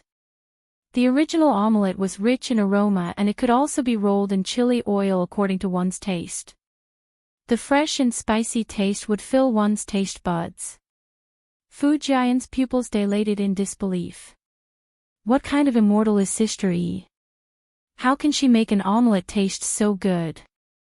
Hence, Fu Jian, who had been saying that there was no possibility of him gaining weight, ate a biscuit in a few bites. Within a short period of time, he had devoured 8 biscuits like a whirlwind. Xiangyi was dumbfounded. Is a male artist's appetite that big? In comparison, Shui ate too little. Is she deliberately eating less for the sake of being on camera? In Xiangyi's mind, she imagined the pitiful Shui going to work even though she was hungry. The expression on her fair and clean face became more and more solemn. She went into the kitchen and deftly spread out the pancakes. She picked up 2 pancakes for Shui. Shui was puzzled. Xiangyi pulled a long face. Eat more. If you get any thinner, you'll look like a paper person. Her original intention was to remind Shui that being too skinny was actually not good-looking, but Shui misunderstood and thought that she was despising her, not in good shape. The man raised his eyebrows and decided to put fitness on the agenda to make his abdominal muscles more obvious. Dinner ended with Fu Jian burping. After the meal, Fu Jian lamented, I can't go on like this. I'm going to gain 3 pounds every meal. He then changed into his sportswear and went for a run. Jiang Jojo wasn't considered a guest and she didn't care about her image either. Hence, she openly swiped her cell phone in the living room. After returning to China, she found out that Xiangyi actually had a live broadcast variety show, but she didn't have the time to watch it. At this time, she wanted to catch up on the previous broadcast, but she accidentally clicked on today's live broadcast. The live broadcast room was divided into the main one and the personal one. Without any hesitation, Jiang Jojo chose Xiangyi's personal live broadcast room. The pop-up comments were automatically turned on and most of them were praising her. Jiang Jojo, why are these people so good at bragging? Some viewers discovered that Jiang Jojo was watching the live broadcast and the comments were flooding in quickly. Miss, is the violin difficult to learn? Do you know that you're very ill-mannered? So what if you're rich? I'm curious why you're friends with Xiangyi. What's so good about her? I don't get it. Chapter 418. Don't you think Xiangyi is too pretentious? It must be tiring to get along with such a person. The comments were all over the screen, making her dizzy. Jiang Jojo skipped over all the comments that were criticizing her and accurately captured the comments that were defaming Xiangyi. Are these people full of themselves? Yi is so cute, why is she being defamed? Jiang Jojo exclaimed angrily, you guys are heartless. What right do you have to criticize Yi? When the haters realized that Jiang Jojo had really seen the comments, they became even more vicious. I still like girls like Jiang Jojo who are genuine. Xiangyi is too pretentious. Isn't she tired of pretending to be perfect every day? Miss, blink when you're threatened. You weren't like this when you first arrived. Why are you defending Xiangyi now? At the end of the day, the Vase Fairy is just a variety show star. Besides, apart from Two Under One Roof, she doesn't have any other decent variety show resources, let alone a representative work. Although I admit that Xiangyi is a little popular now, it's just a castle in the air. Without any works, her popularity is like a plate of sand that can be blown away by the wind. How can Two Under One Roof continue to be live-streamed? When this variety show ends, she'll definitely be ruined. Jiang Jojo looked at the comments in disbelief. Has he always been criticized like this? Why is there so much malice between people on the internet? She belatedly realized that there was something wrong with Qin Wanyan's words. In the past year, she rarely contacted Xiangyi and only met her for a short while at the Xiang family's old residence. At that time, Qin Wanyan was also present and pestered her to add her contact number. Later on, Qin Wanyan would send her messages from time to time, asking about her well-being and showing her concern. Those words gave Jiang Jojo, who was far away in a foreign country, a warm comfort. Hence, she once regarded Qin Wanyan as a friend. After returning to China, Qin Wanyan had asked her out for a meal. During the meal, Qin Wanyan mentioned that Xiangyi's personality had changed drastically. Xiangyi was cold-blooded and heartless to her friends. She was in love and only had men in her eyes. She didn't even treat her sisters as friends, she even complained that she had accidentally offended Xiangyi, and Xiangyi wanted to kill her. Now, her company was gone, her career was ruined, her fans had left her, and her acting career was coming to an end. Hence, Qin Wanyan wanted Jiang Jojo to plead on her behalf and ask Xiangyi to let her off. Jiang Jojo naturally wouldn't believe her completely, but she was more or less affected. When she first arrived, her attitude towards Xiangyi wasn't very good. Jiang Jojo felt extremely guilty when she thought about how she had caused Xiangyi to be scolded because of her attitude. Just then, his phone vibrated. It was a message from Qin Wanyan. First, it was a weather forecast that reminded her that the temperature would drop tomorrow. She then said, I'm so envious.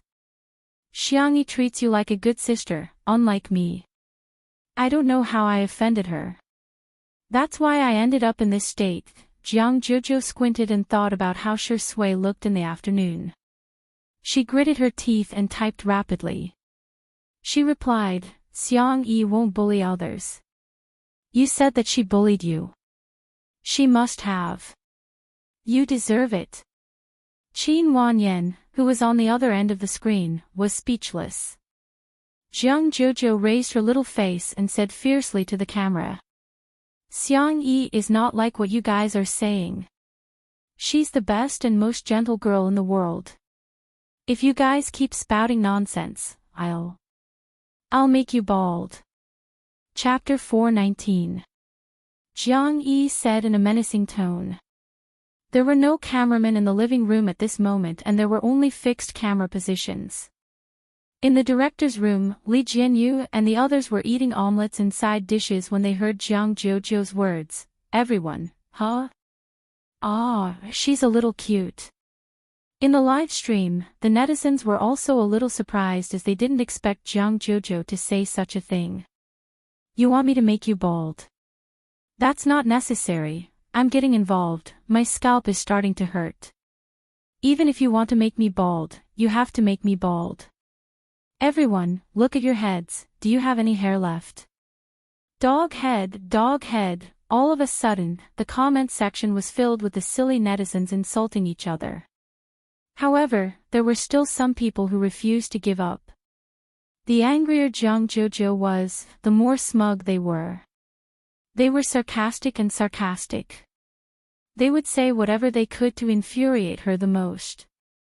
Jiang Jojo clenched her fists tightly, wishing she could go online and beat those bastards up.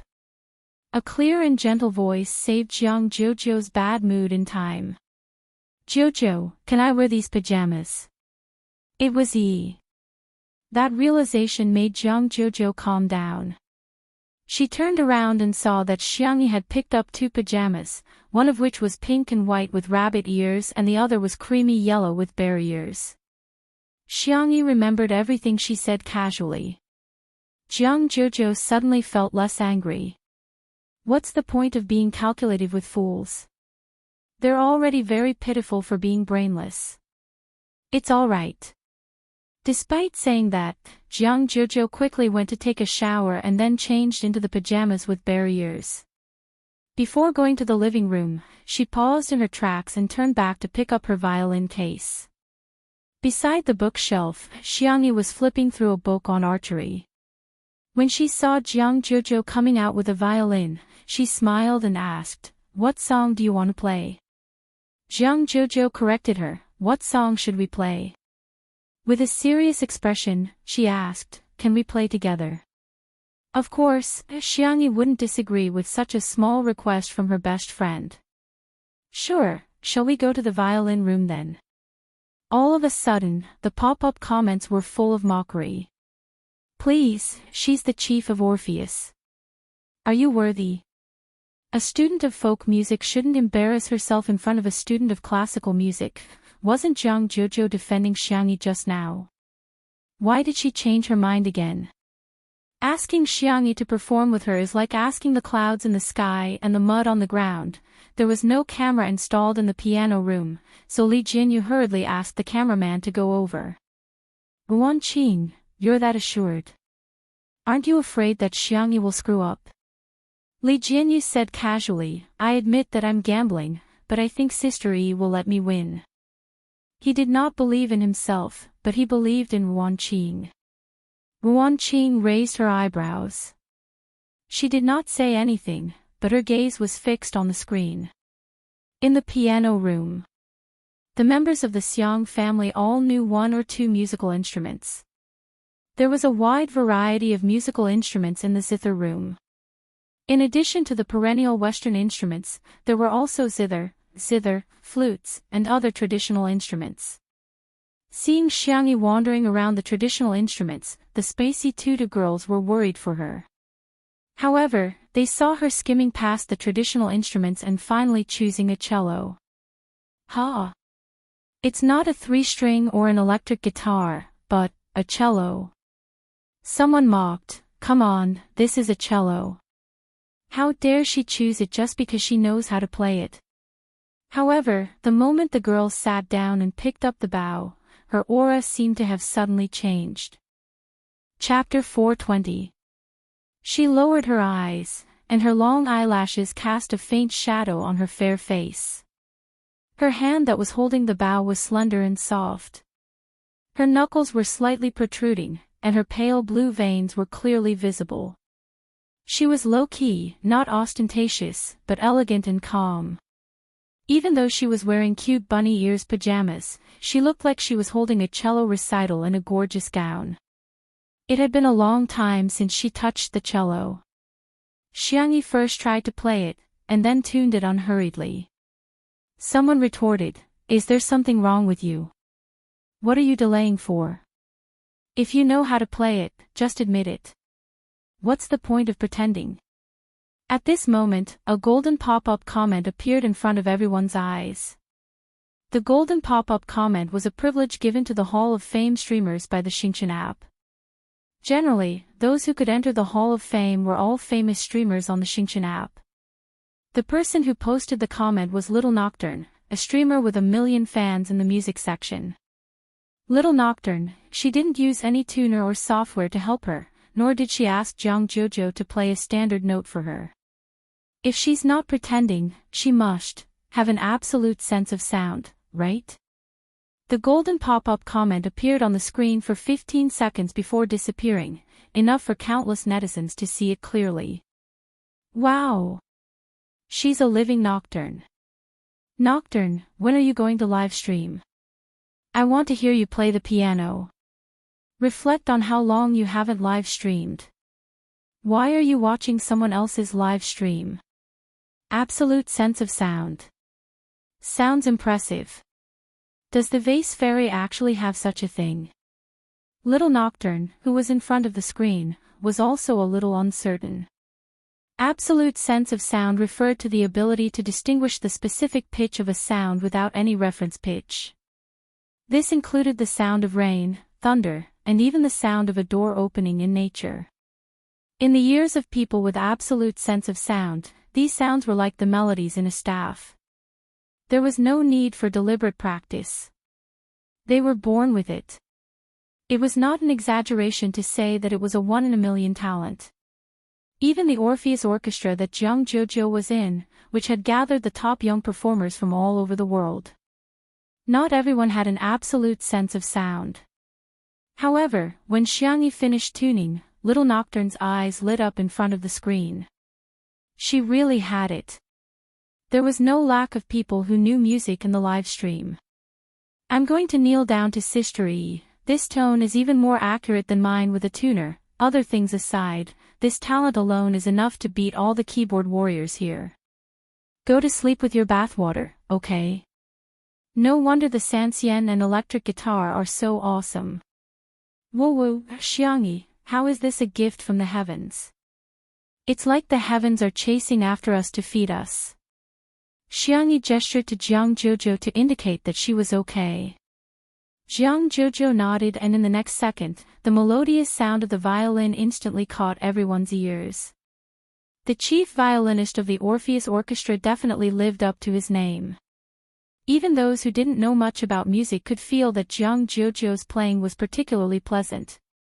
A golden bullet screen appeared on the screen of the live broadcast room. Little Nocturne, such terrifying strength. In reality, Little Nocturne was also a student of a top music academy abroad and was surrounded by many big shots. Hence, he could recognize how strong Jiang Jojo was. A moment later, the clear and beautiful sound of the violin was mixed with the deep and vigorous sound of the cello. It was the best accompaniment in the textbook, but it instantly made Little Nocturne's scalp turn numb. Chapter 421. It was just like in the vast sea of people. Some people were born with a spotlight that was dazzling and eye-catching. At this moment, the sound of the cello gave off that feeling. It was clearly a foil, but it became an existence that couldn't be ignored. How many instruments does she know? Little Nocturne muttered. For most of the netizens watching the live stream, although they didn't have as sharp a hearing as Little Nocturne and didn't know much about the techniques of playing instruments, they all had the same feeling: this ensemble is so nice.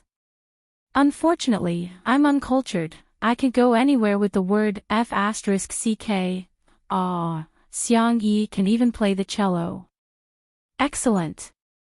Yes, it's nice. For the professionals, it was even more shocking. The song that Jiang Jojo played was called A Prelude to Spring. The rhythm was cheerful and it was full of the vigorous vibe of early spring. Correspondingly, it was also extremely difficult and had high requirements for the performer's skills. They weren't surprised that Jiang Jojo could reach such a level. However, Xiangyi She was a student of traditional folk music, but she actually played the cello so well too. Many people had complicated feelings. They originally thought that Xiangyi was only good at folk music, but they didn't expect her to be equally good at Western instruments. This was simply a heavenly performance at the level of cheating. Besides, she actually went to the entertainment industry instead of using her impressive talent and abilities. What's she up to?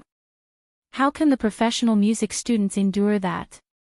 The song gradually reached the climax, and at this moment, Jiang Jojo suddenly showed off a relaxed series of bowing moves that were ingenious and full of vitality. Immediately afterwards, she didn't play according to the original melody and instead improvised. Xiangyi looked up and met her gaze calmly in the air. Without saying anything, she changed the finger movements of her left hand while her right hand danced along with Jiang Jojo's melody. There were almost no pauses and she perfectly matched Jiang Jojo's improvisation. Little Nocturne, : The golden pop-up comments appeared again with a series of exclamation marks, which was enough to show Little Nocturne's excitement. He immediately jumped up from the sofa and turned on the live stream device that was fixed to the tripod. While listening to Xiangyi and Jiang Jojo's improvisation, his slender and fair fingers landed on the black and white keys. The impromptu performance of the two became a trio. Little Nocturne's fans received the notification and clicked on it with great interest. But they were immediately stunned. In the past, Little Nocturne would try his best not to show his face in the live stream, or he would use the special effects of the live streaming software to cover his face with a cartoon avatar. But today, for some reason, his face was shown.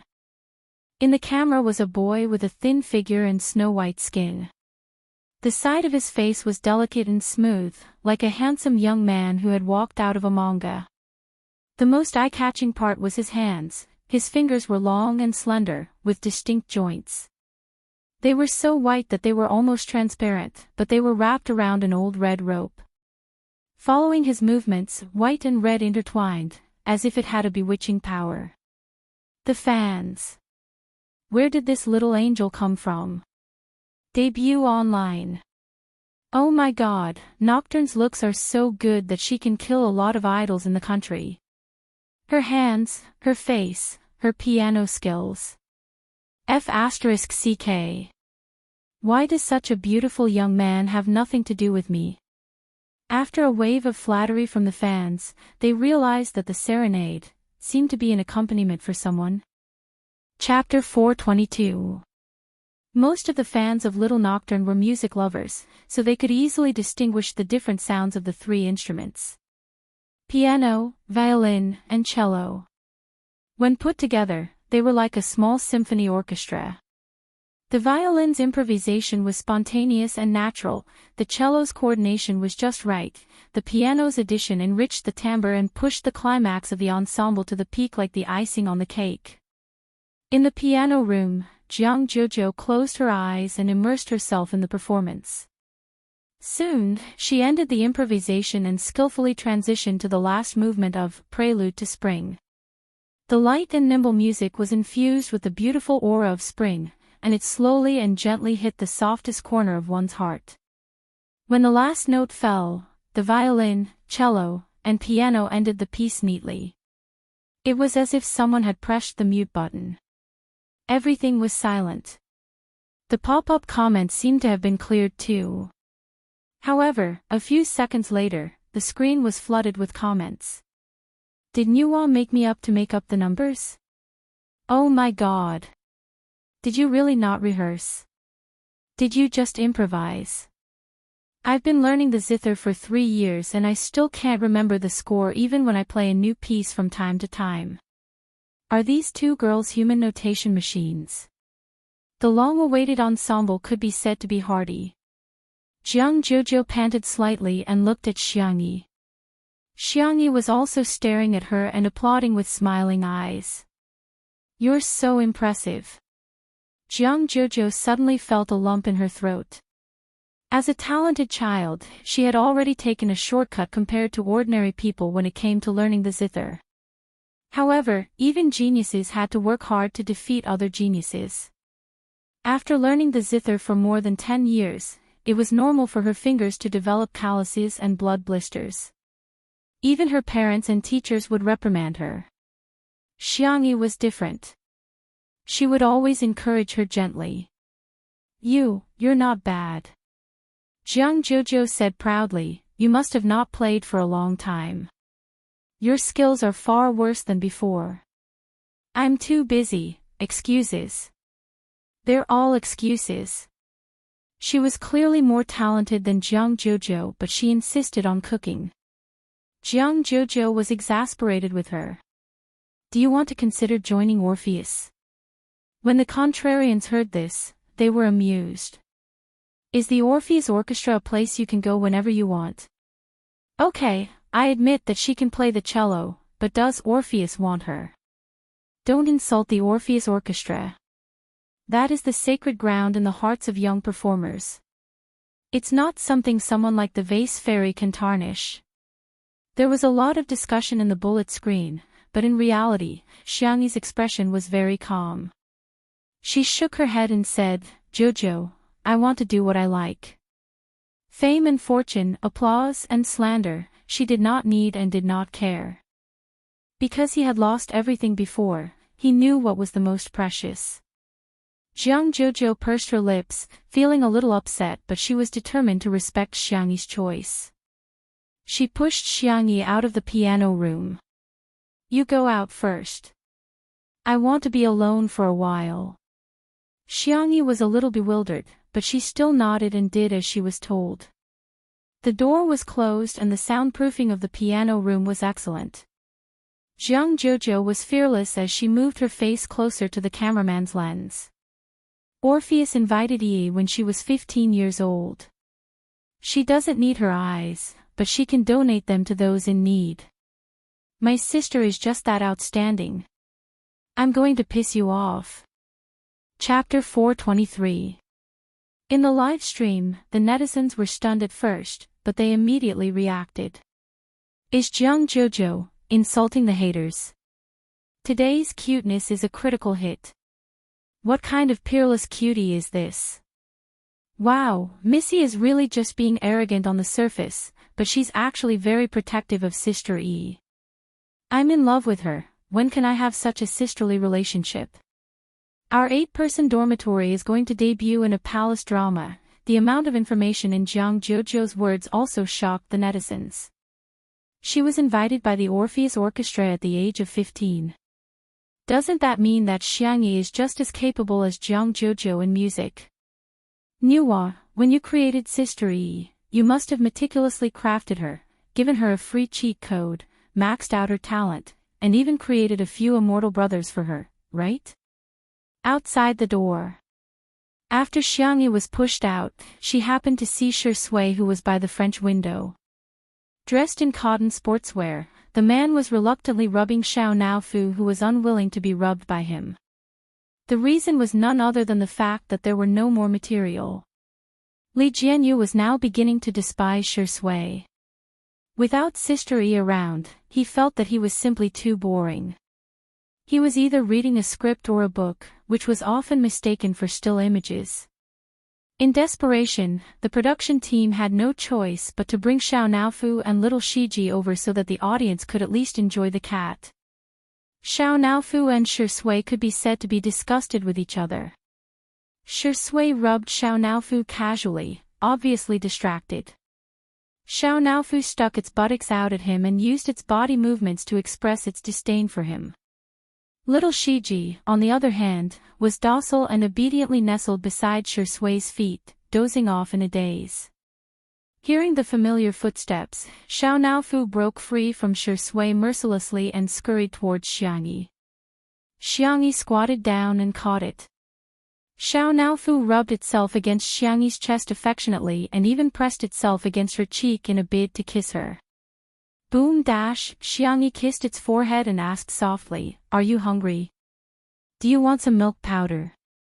Xiao Naofu glanced at Shui, wagged its tail ostentatiously, and let out a cute meow. See, this stupid woman still loves this Huhu the most. Shui clicked her tongue and reached for her pocket out of habit. However, she quickly realized that he had quit smoking. He pressed the space between his eyebrows, feeling slightly irritated. Suddenly, a transparent and exquisite candy jar appeared in front of him. It was filled with lollipops. Here, fruit-flavored. The girl had a good voice. It was warm and soft, but not overly sweet. Shui thanked her and watched as she proceeded to make some goat milk powder for Xiao Naofu and little Shiji.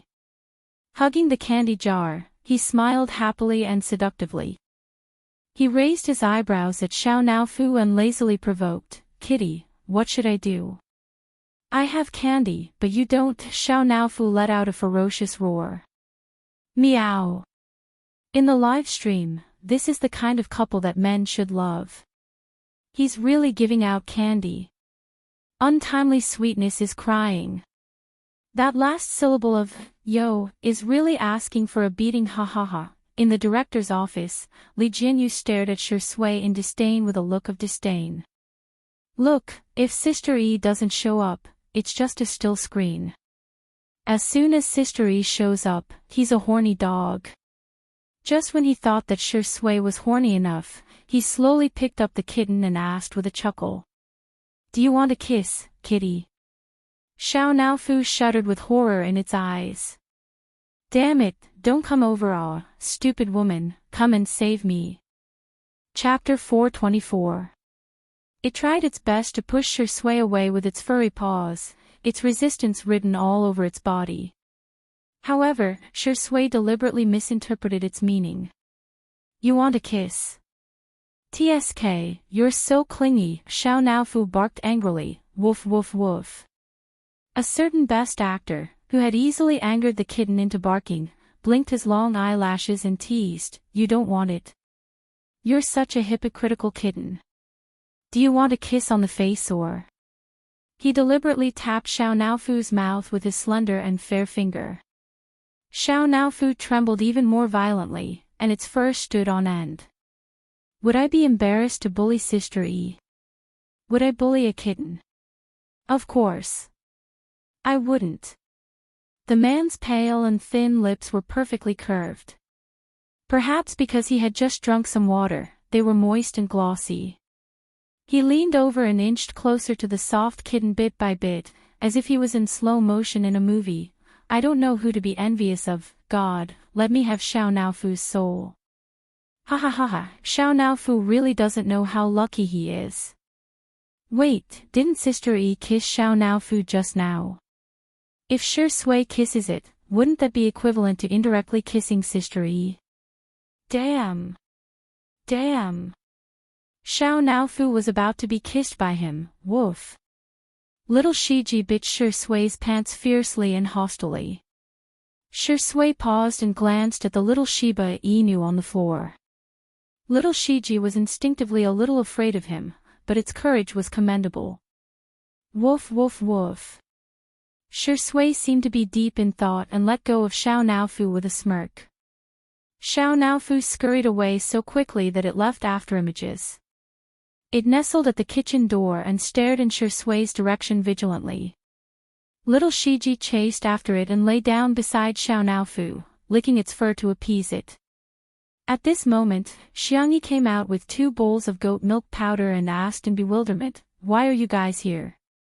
Xiao Naofu looked up aggrievedly and complained with its chubby face.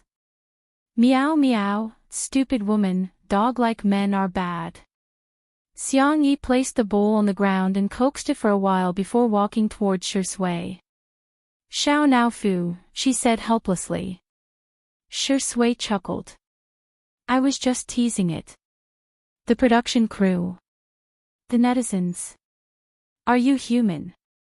You're so calm and composed, you're worse than little Shiji." Xiangyi saw that the script from last time was still on the coffee table in front of him. She asked curiously, "Haven't you thought about it yet?" Shui pondered for a moment and said, "Actually, I wanted to ask you if you're interested in acting in a movie." Xiangyi was stunned. "Ha! The to shio to Shiji to Zian to E to Best to be. To act to veet. She's just a variety show star. She doesn't have any representative works, yet she wants to reach the top in a single bound. Men are indeed creatures who think with their lower bodies. They have no bottom line when it comes to young and beautiful women. Hey, that's not how resources should be given. Xiangyi's acting skills in the TV series previously shocked me so much that I still have lingering fears. Don't worry, you can take your time to think about it. At most, he wouldn't take on the role. It was inevitable that there would be regrets in life. Shui was quite open-minded about such matters. Recalling Si Chuanbai's call just now, he said, "By the way, Brother C wants me to tell you that you have to film a variety show in the next 2 days." Coincidentally, the official Weibo